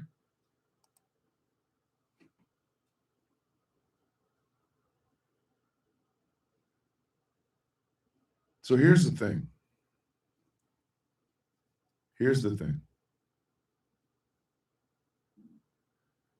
In order for America to change, America must first understand its own problem. Hey, YouTube, is that better? YouTube, thumbs up, thumbs down. Is that better? Still staticky. God damn it. Shit, hold on. Let me see. Bring this down a little bit. Move that over. All right. I'm going to... Psychedelic, go get some rest. Please rest, please. Now I sound low. See what I'm saying? It's that bullshit. That's that bullshit. Yes, ma'am. All right. All right, Chaos. Tell me, does it sound better? Bye, comrade. Thumbs up, thumbs down if it sounds better on TikTok. Thumbs up, thumbs down if it sounds better on YouTube. And this, ladies and gentlemen, is why I should do prep before I get my black ass on this microphone. Because what ends up happening is this shit. So I've come to the conclusion that America will never get better until we face what we have done. Coco check.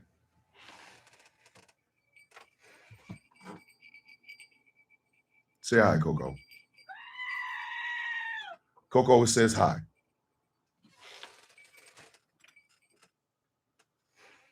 All right, let me see here. Let me see.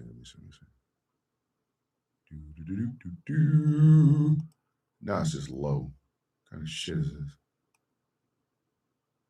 Is that better? Yes, Coco's giving the mic the side eye, goddammit.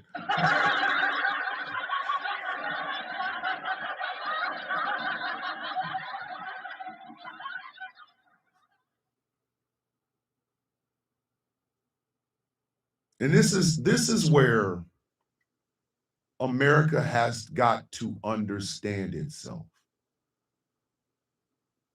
These are not isolated outliers. This is not an incident that's happening right now. This level of violence has been happening in communities that you are not a part of for years, decades. Why do you think the Watts riots happened? The Chicago riots happened, the Detroit riots happened, the New York riots? Why do you think those things happen? Do you simply think we just want to tear up businesses and bullshit like that? Yes, I did upset Coco. Do you think we just want some free shit? Do you think that's what the hell it is? Do you really think that, oh wow, it's my chance to go get me a black and white television? Do you really honestly think it's about materialistic shit? No. It's about living conditions that force people to put themselves in survival mode. There's not a black person in America that is not in survival mode unless they're one of those sellout Coonesian ass people. I said exactly what the hell I said.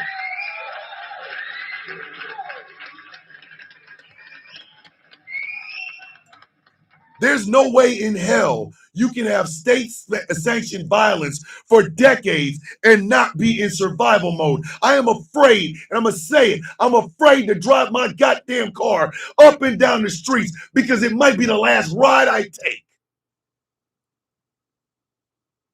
But now the rest of y'all are in survival mode. When black folks told y'all we were sitting down, standing down, and letting y'all handle it, do you know why we did that? A lot of people are like, oh, well, I can't believe you guys are on the porch. No, we're still as much of an activist as possible. But we also realize America ain't going to get better until America faces its own goddamn problems. You cannot wish a drug addict better. You cannot pray a drug addict better. A drug addict has got to fix their goddamn self. You can love them, you can support them, but you cannot pull them out of where they are. Same thing with depression. When I get into my darkest moments, my wife cannot pull me out of them. I have to pull myself out. And you cannot fix something if the person does not see a problem.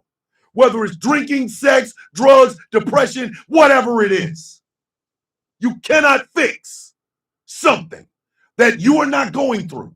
The person has to fix it themselves. America has to fix its own shit. Chaos says you can't want better for someone than they want for themselves. Exactly. You can love this goddamn country and still critique the bitch because it is never, and I'm going to say this again because I really want y'all to remember what I said about the Constitution. It has never lived up to any single part of that goddamn Constitution. The one people keep wagging in people's faces. And this is not about, well, you hate America. No, I want this bitch to be better. I want state-sanctioned violence to stop across the board. Long before Renee Good died, there was a Rodney King, there was a Tamir Rice, there was a Sonia Massey, there was a Breonna Taylor, there was a Ahmaud Arbery. I want that shit to stop. I don't want to make no more Renee Goods. I also don't want to make any more Tamir Rices or Elijah McClains or Alton Sterlings or Eric Garners or Freddie Grays or Michael Browns or Trayvon Martins. You saw this shit.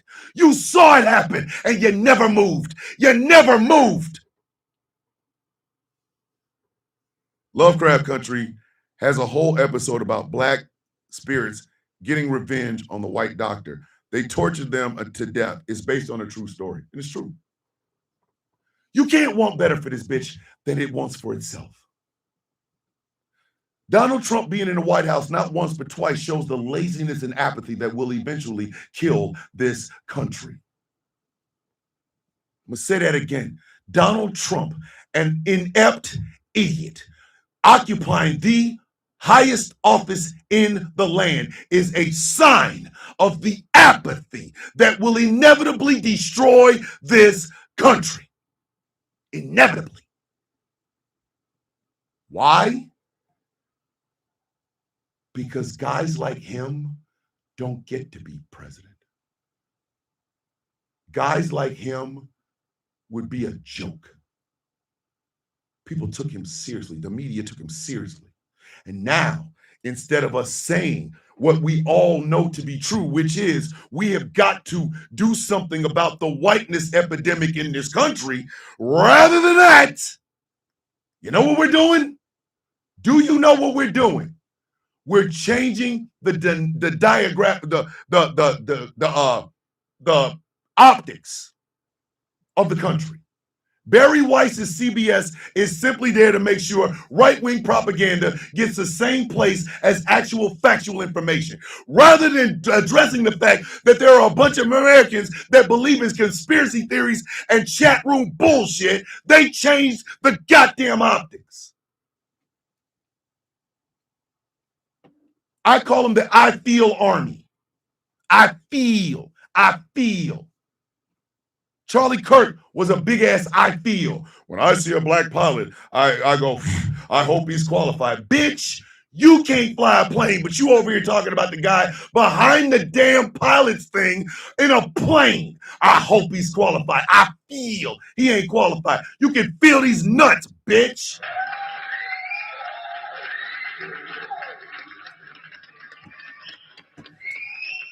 Anytime I hear one of those goddamn far leftists talk about Jasmine Crockett or Kamala Harris or Hakeem Jeffries, they're like, I feel they're not ready. I feel you should shut your bitch ass up. That's what I feel. I have over 20 years in uniform. I know shit about the military. If somebody says, I feel like Thomas doesn't know what he's talking about when it comes to the military, I ask them, did you serve? No. Then shut your punk ass up. When you see me walk in a room, stand at attention or parade rest, bitch, I don't give a damn which one it is. I feel. We are dealing with the I feel army versus facts, kids. Facts. Facts. America has never been great. Magpie said, Charlie Kirk wasn't even a qualified podcaster, Thomas. Stop me when I told a lie. You haven't. You haven't.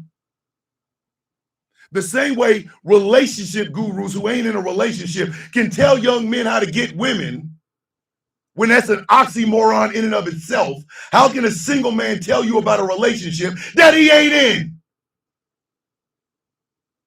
How can a MAGA person who wears all the Trump merch they can get to, including a Trump thong, sit up and tell you you're in a cult? Are you out of your goddamn mind? Are you out of your mind? You have fallen and bumped your damn head. How can white folks tell me about racism? Sit down. Sit down. I'm a subject matter expert. I happen to be part of one of these marginalized communities and have been since birth. What the hell do you know? How can a man who has never had a uterus, never even held a uterus, tell a woman what to do with hers? You ain't pushing this baby out. Sit down. How can somebody who is part of organizations that have grown men molesting and touching children tell a trans person that they're the ones molesting and telling children? I ain't touching kids. Sit your funky ass down. But we won't say these things. Everything I am saying to you right now, you can clip this shit if you want to. Everything I'm saying to you right now will never be said out loud in front of cameras and microphones where people can see and hear. I do this show on the radio. I do this show on YouTube, and I do this show on TikTok. I do this show on those platforms, right? Right? So explain to me,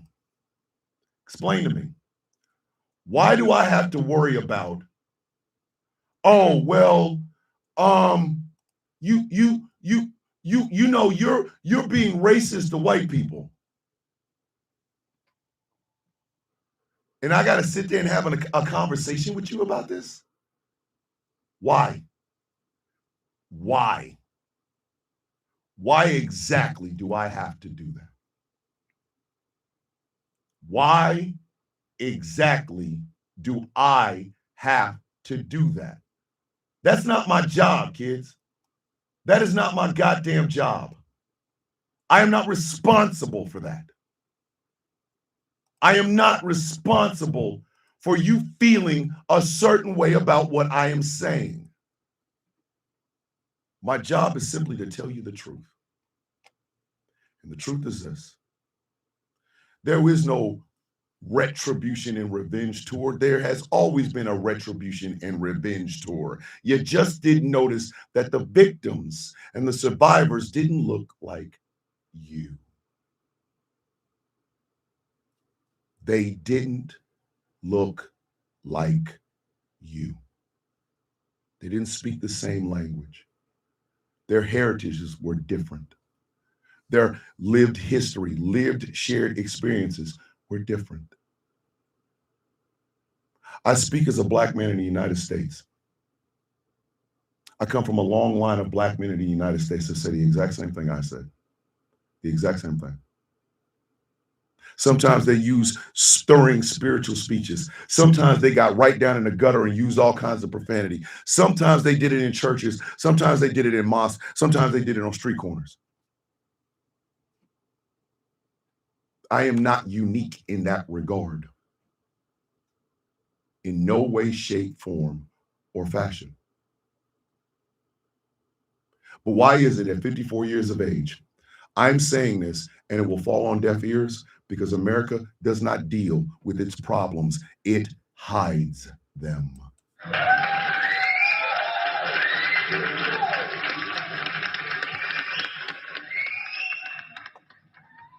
As long as America can keep pretending like it is not the bad guy in some of this shit, none of this will change.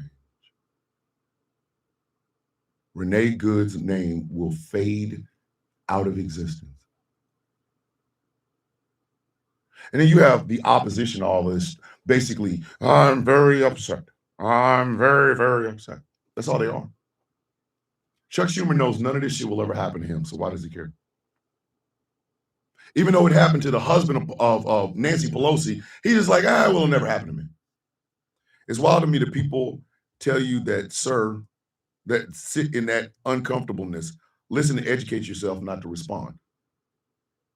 Sentiment, they do that on purpose. America never has to change. You understand that, right? They ain't got to change. Change for what? Change for what? Ooh, America needs to change. For what? America thinks this is the greatest country on earth. And you don't change perfection. which is a problem. Because the attention that Renee Good is getting, rightfully so, I might add, the attention Renee Good is getting is only out of shock. The idea that law enforcement would shoot a white woman in the face. Shocking. Very shocking. But not shocking to those of us who know. Stories have always been out there. The disrespect, the microaggressions, the pain has always been there. Some people were blind to it. Some people didn't want to see it at all. Like they turned the other way. Well, now it has bit somebody that matters. I said this during, like, after October 7th and for weeks after, months after, years after. Now it's somebody that matters. The fact that I can hear white people tell me how they have been the victims of racism when a Buffalo shooter drove from Pennsylvania to Buffalo, to the most populated black part of Buffalo, walked into a supermarket and knocked off 34 goddamn people. You want to tell me that Snow Roach hurts your feelings? You out of your rabbit ass mind. You out of your goddamn mind. Exactly. High profile. Renee Good's killing is a high profile. The rest, Tamir Rice was 6 foot whatever. Michael Brown wasn't no angel. Freddie Gray sold drugs. Eric Gardner was selling loose cigarettes. Ooh. Breonna Taylor shouldn't have been dealing with those thugs. Your mind shuts it off, and then you wonder about what the Kardashians are wearing. Ad infinitum. The question now becomes, what is it exactly that you want to be? Can we be a good country? Of course we can. Of course we can. But we've been lacking. We've been slacking. We've been lazy. We have been truculent about the shit. Truculent. America has never wanted to aspire to be better. People tell me all the time, well, how come you ain't in the streets marching? Number one, I got agoraphobia. I don't even try to lie about this shit. And number two, I'm 54 years old. I told y'all at 70, I'm not doing this anymore. I'm not trying to raise awareness at 70. Because at 70, my ideas that I'm speaking to you right now in January freaking 15th, 2024 or 2026, they will be irrelevant in 20 years. Everything I'm saying right now in 16 years will not matter if I am still here. Should we protest? Absolutely. Will we protest? Absolutely. Will it change anything? Probably not. Because to truly challenge the mindset that has been birthed in you, raised in you, given to you, requires you to do something a lot of people are afraid to do. I make no secret that I am a misogynist. I make absolutely no secret to the fact that I'm a misogynist. Now, was I drugging? No. Was I just taking shit? No. I was a philanderer. I slept with anybody that would give me a chance to sleep with them. I was a misogynist. And I am a misogynist. America won't do that. America as a whole will never stand up and say, this is not the greatest country on earth. I could get people to do a video like that. Just Americans, and just clip it all together. And guess what? It will fall on deaf ears. It will fall on deaf ears. Nana J can start telling you stories that she heard about the mistreatment of just the people in her family, it will fall on deaf ears. Think about that. The American psyche, in their mind, the ultimate man is John Wayne, who played a rough and tumble guy. He was just a man's man. Not Martin Luther King. Another American. Nah, can't be that. Can't be that. It's got to be John Wayne. 6-shooter in hand against the horde. That is the template for what America is. So let's look at it. John Wayne was a racist. What am I do? Thomas Bishop, please tell Nana Wolfie said hi. Said, I am sorry that happened to her family. Marion. John Wayne. John Wayne was a racist. He was a misogynist. He was a white supremacist. He was a bigot. He played in war movies and never joined the damn army. Never. That's the template for America. Act one way, do something else. John Wayne acted like a tough guy, but he wasn't. One of the toughest things I ever saw John Wayne do was also one of the most disgusting things I ever seen him do. When Marlon Brando wins his Oscar for The Godfather, he does not go on stage. He sends a native woman, native and indigenous woman, Shasheen Littlefeather, to accept his Oscar, where she talked about the mistreatment of the native and indigenous community, not just in Hollywood, but in America. She accepts the award. She goes off the stage. They had to restrain John punk-ass Wayne from beating up a woman. Tell me that's some good shit. Explain to me how that was normalized. Don't believe me? Look it up. Shasheen Littlefeather died about 3 years ago. This is a country that banned Sinead O'Connor from the Saturday Night Live for tearing up a picture of the Pope because of the abuse the Catholic Church was doing. Frank Sinatra, I'd have liked to punch her in the face. Joe Pesci, dumb broad. She was right. In other words, it was right there. You didn't pay attention. You never did. These examples are all around you.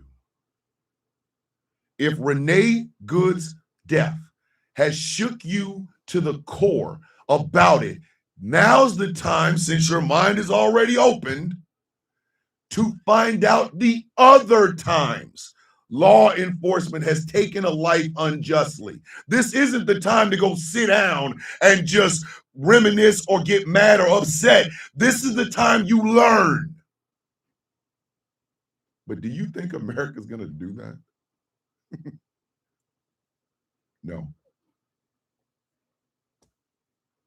No. Thank you, E. They're still finding burial grounds in Catholic schools. Bodies in the back. There is a pauper's graveyard in a jail, behind a jail in Mississippi, that when I talked about it had 216 unclaimed bodies. I now find out, and somebody told me this a couple of weeks later, that it's over 600. And the only reason we even know it exists is because, and I know his first name is Daryl. A black man walking down the street gets hit by a cop car, killed. They find his wallet in the front part of his jeans. It doesn't matter. They bag him up and they put him in this pauper's grave, and for 9 months, his mother looks for him. And when she finds out what happens, when the news gets involved, and I swear before Rao, I am not making this up. You can look this up. In the very article of that mother looking for her son, they had to put the fact that he had been arrested several times. What the F does that have to do with the fact that the cops ran him over, picked him up, and put his ass in the back of a police station? And then you find out over 600 other people are back there. Have you heard anything about it lately? She told those people she wanted her son's body. She picked the time to bring that body to the gravesite. They dug him up and left him out there. They left him out there.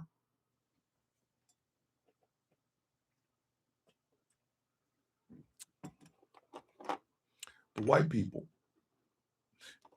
You can say the word nigger and I can't. I think it's DEI if you get a job and I don't. Ad infinitum. Over and over and over. Thomas Bishop, please tell Nana. Oh, I did, Wolfie. She said okay. Ad infinitum. When E and I sat down and we're talking about the formation of the guild, one of the things both of us cannot stand are people that will yell from the sidelines. We talked about this extensively. Like, I cannot stand that shit. There are a lot of people that feel safe, therefore they don't feel like they have to get in this fight. They don't. Oh man, that's going in someplace else. I'm pretty sure E has stories like this, but let me tell you a story that I got. Having conversations with the white in-laws. And the conversation turns to crime in the black communities. Now, my black ass is standing there. My daughter's black ass is standing there. We're just standing there, all of us. And I think it's my brother-in-law says something to the effect of, look how violent it is in these communities. I can't walk down the street. And I had to inform him of something. And this might be the very first time a lot of you white folks are hearing this shit. But let me go ahead and tell you a little story, okay? Or let me give you a little bit of facts. If a white man in the middle of the night, drunk as shit, money falling out of his pockets, he is the safest person in that neighborhood. Why is he the safest person in that neighborhood? Because if he gets so much as a hangnail, if he trips and falls on unpaved or uneven sidewalks, if a black guy looks at him funny, if $1 of the money falling out of his pocket is not accounted for, they will lock that entire goddamn neighborhood up. That white man will call 911, tell him where he is, tell him what happened. There will be a massive amount of cops in that black community. And every single person within that community will be a suspect. Miss Johnson, who is 68 and on Social Security, hey, bitch, get your big ass out here. Think I'm lying? Look up Eleanor Bumpers. Every child in that neighborhood will be a suspect to Mir Rice. Every black man will fit the goddamn description. Every black woman will fit the goddamn description. You will think these people are trying to storm Fallujah the way they will lock that goddamn neighborhood down because a white man got a hangnail in it. And do you know why they would do all of this? Do you know why they would go so hard like that? Because white people matter. White people matter.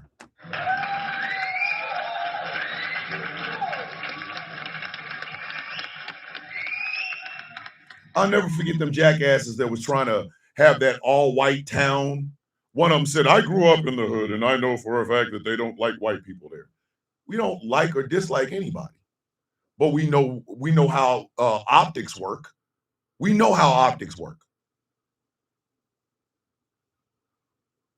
We know how optics work. A gun in a white man's hand screams freedom and patriotism. A gun in my hand screams criminal and thug, and literally I have to be taken off the census.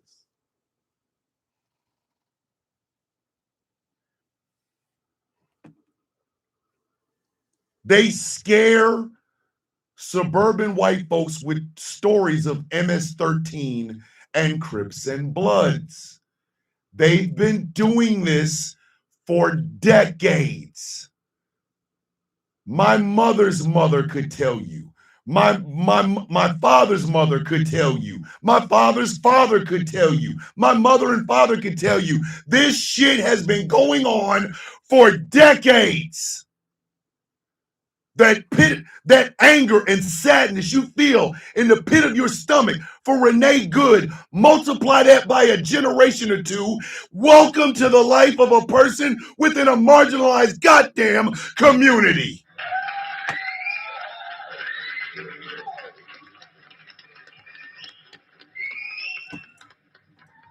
We know goddamn well our lives don't matter. We know this. And guess what? It ain't just here.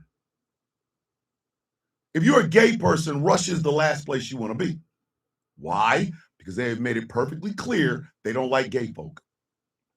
So why the hell would you take your monkey ass there?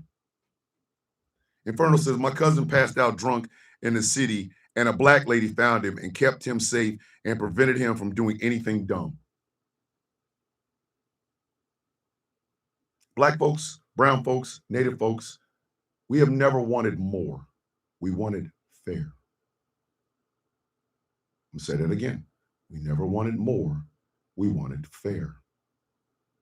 You want to keep bringing up this. I love watching right-wing assholes come and try to bring up reparations. I love that. Okay, check this out. There's not a number big enough. There's not a bank that has enough money. There isn't enough money in the North American continent to pay me a tenth of what happened in my lineage going all the way back. What the F makes you think there is enough money in the Western Hemisphere to pay one black person for the pain and suffering that happened literally to people that look like us? When you talk about reparations, you are disrespecting us because there ain't a number big enough that you could give us to even make up for 10% of what happened.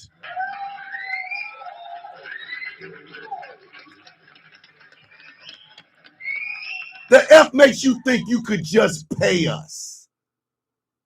We'll give you a check. You ain't got enough money. And that's just my 54-year-old black ass. Just my family. Just me, my brother, my 3 sisters. Just the 5 of us. And the lineage that goes back with the 5 of us, you ain't got enough money in the goddamn bank, baby. You ain't got enough money in the bank, baby. You ain't got enough. You disrespect us by even thinking you could. That's why we ask to dismantle systems. A check, and I was told this, money is the apology. You're never going to get the people to actually speak it, but you get a check. Check ain't big enough.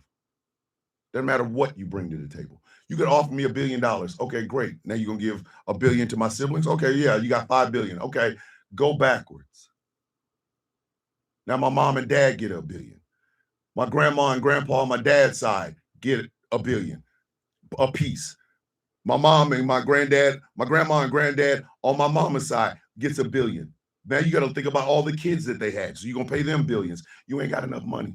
You ain't got enough money. What we want is change.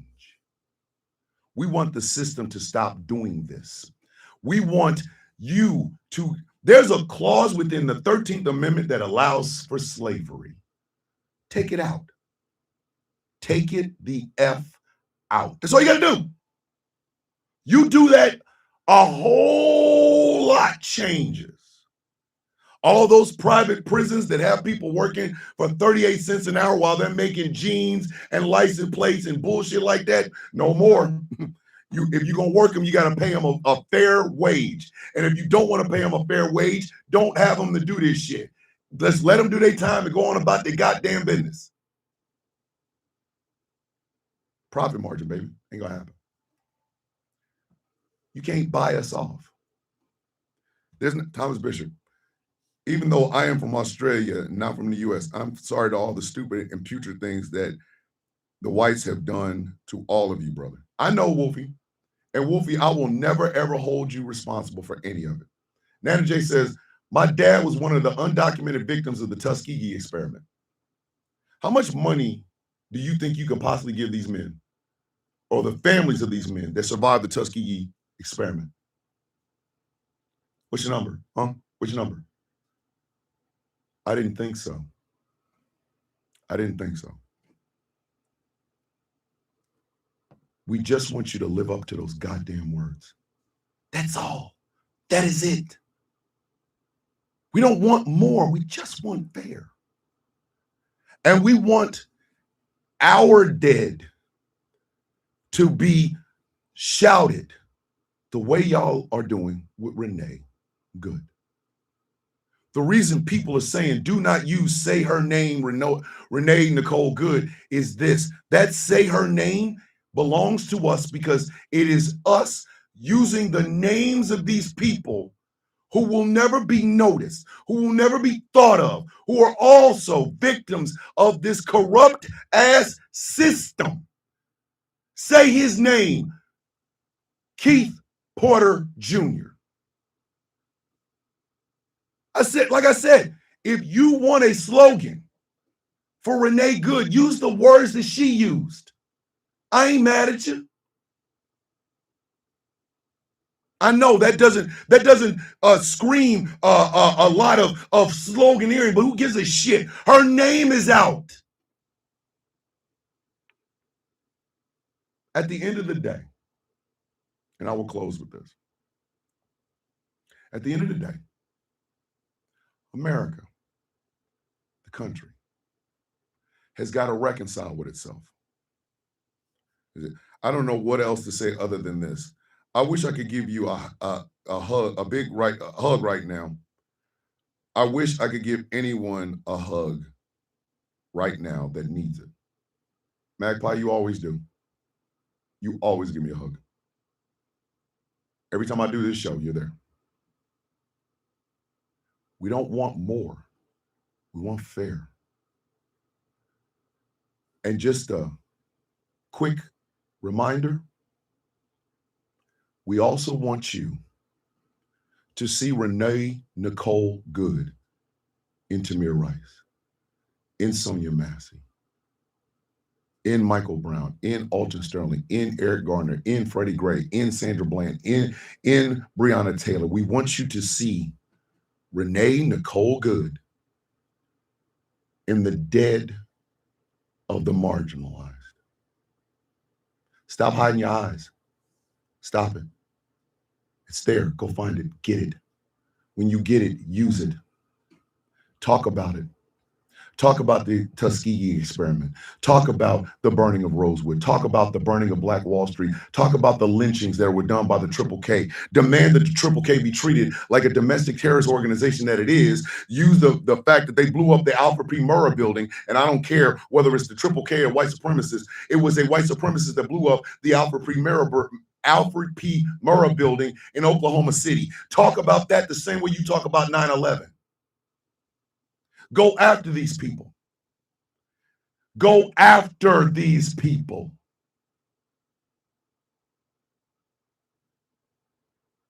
live up to the words of the Constitution. The ICE agents on the street are just the latest example of America trying to commit atrocities while also committing amnesia. And do you know how you beat amnesia? By remembering. You want this to stop?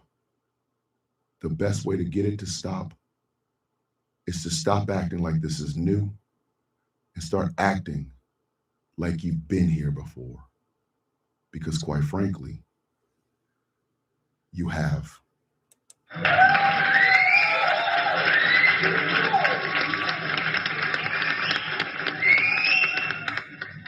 All right, kids, I'm out of here. I know this was a heavy show, and I'm sorry. I had to do it. And I want to thank the Discord, especially, Harley. I want to thank you guys for bringing this to my attention. I want to thank you. I never get so big that I forget where I come from. This is my family. Y'all are my family. I don't care how many people come in here. I know who the reals are. I'm not talking into a void. Y'all hear me. I love you too, Wolfie. I hear y'all. Y'all hear me. I just think about all the people who died. And only now people are starting to remember it.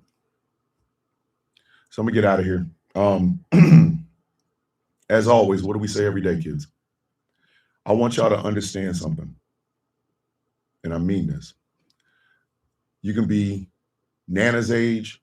You can be Magpie's age. It doesn't matter. And everything in between. It doesn't matter. You have the ability to change the world. I've told y'all this over and over and over again. You have the power to change the world. It doesn't matter what your past looked like. It doesn't matter what bad mistakes or horrible choices you've ever made in your life. You still have that ability and that compassion inside of you to change the goddamn world. I just want you to embrace it. Every day. Every single day. You guys give me hope. I'm an old curmudgeon who became really famous on a social media application by being myself. Flaws, scars, bad mistakes, bad choices, and all. Not trying to pretend to be somebody else. I am simply trying to be the best me possible. And here you are, all of you. You kept me in line. And for that, I will be eternally grateful. Hold on, let me read two more here. Magpie says, every day I wake up wondering how you are doing. I love you. Have a good day. May the memory of what is that, Mom guide you. May links protect you, and may crescent inspire you. Full crescent and eclipse. And Wolfie says, Thomas Bishop, breaking news from Australia. See the irony of this. Victorian premier took millions from volunteer firefighters, and she has just been told she just lost her house in the fires. Welcome to the world, kids. What do we say every day? May your day be as sweet as the coffee in your cup. Tomorrow is Flag on the Play Friday. I will be on my main account until I get banned on it, and then I'm slowly but surely. I got about 2 more weeks of this shit, and then it's going to be twitching all morning. If no one tells you they love you today, I love you. If no one tells you they are proud of you today, I am proud of you. If no one tells you that you are essential and needed within this world, I am telling it to you. The coffee beans make this show. I just get to be the guy that puts the water in. Ladies and gentlemen, boys and girls, children of all ages, good morning, Mr. and Mrs. America, and all the ships at sea. My name is Thomas Bishop. I am known as the villain. My title and designation is the Brutalist, the leader of the Villains Guild. I am a proud member of the Outcast Nation, and this has been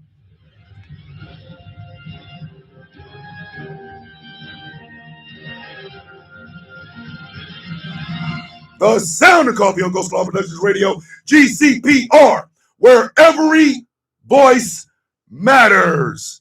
I love you. I love you.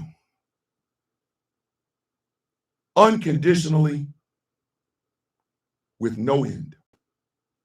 Until my last day. I love you and I am proud of you.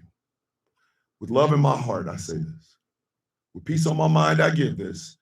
And I just shaved all of this beautiful ass head and just a tad bit of hair grease. I will see you all tomorrow for Flag on the Play Friday. Be safe and be good. Be better than you've ever been. And tomorrow, try to top it. Peace. I love you guys to death. Do not ever forget that.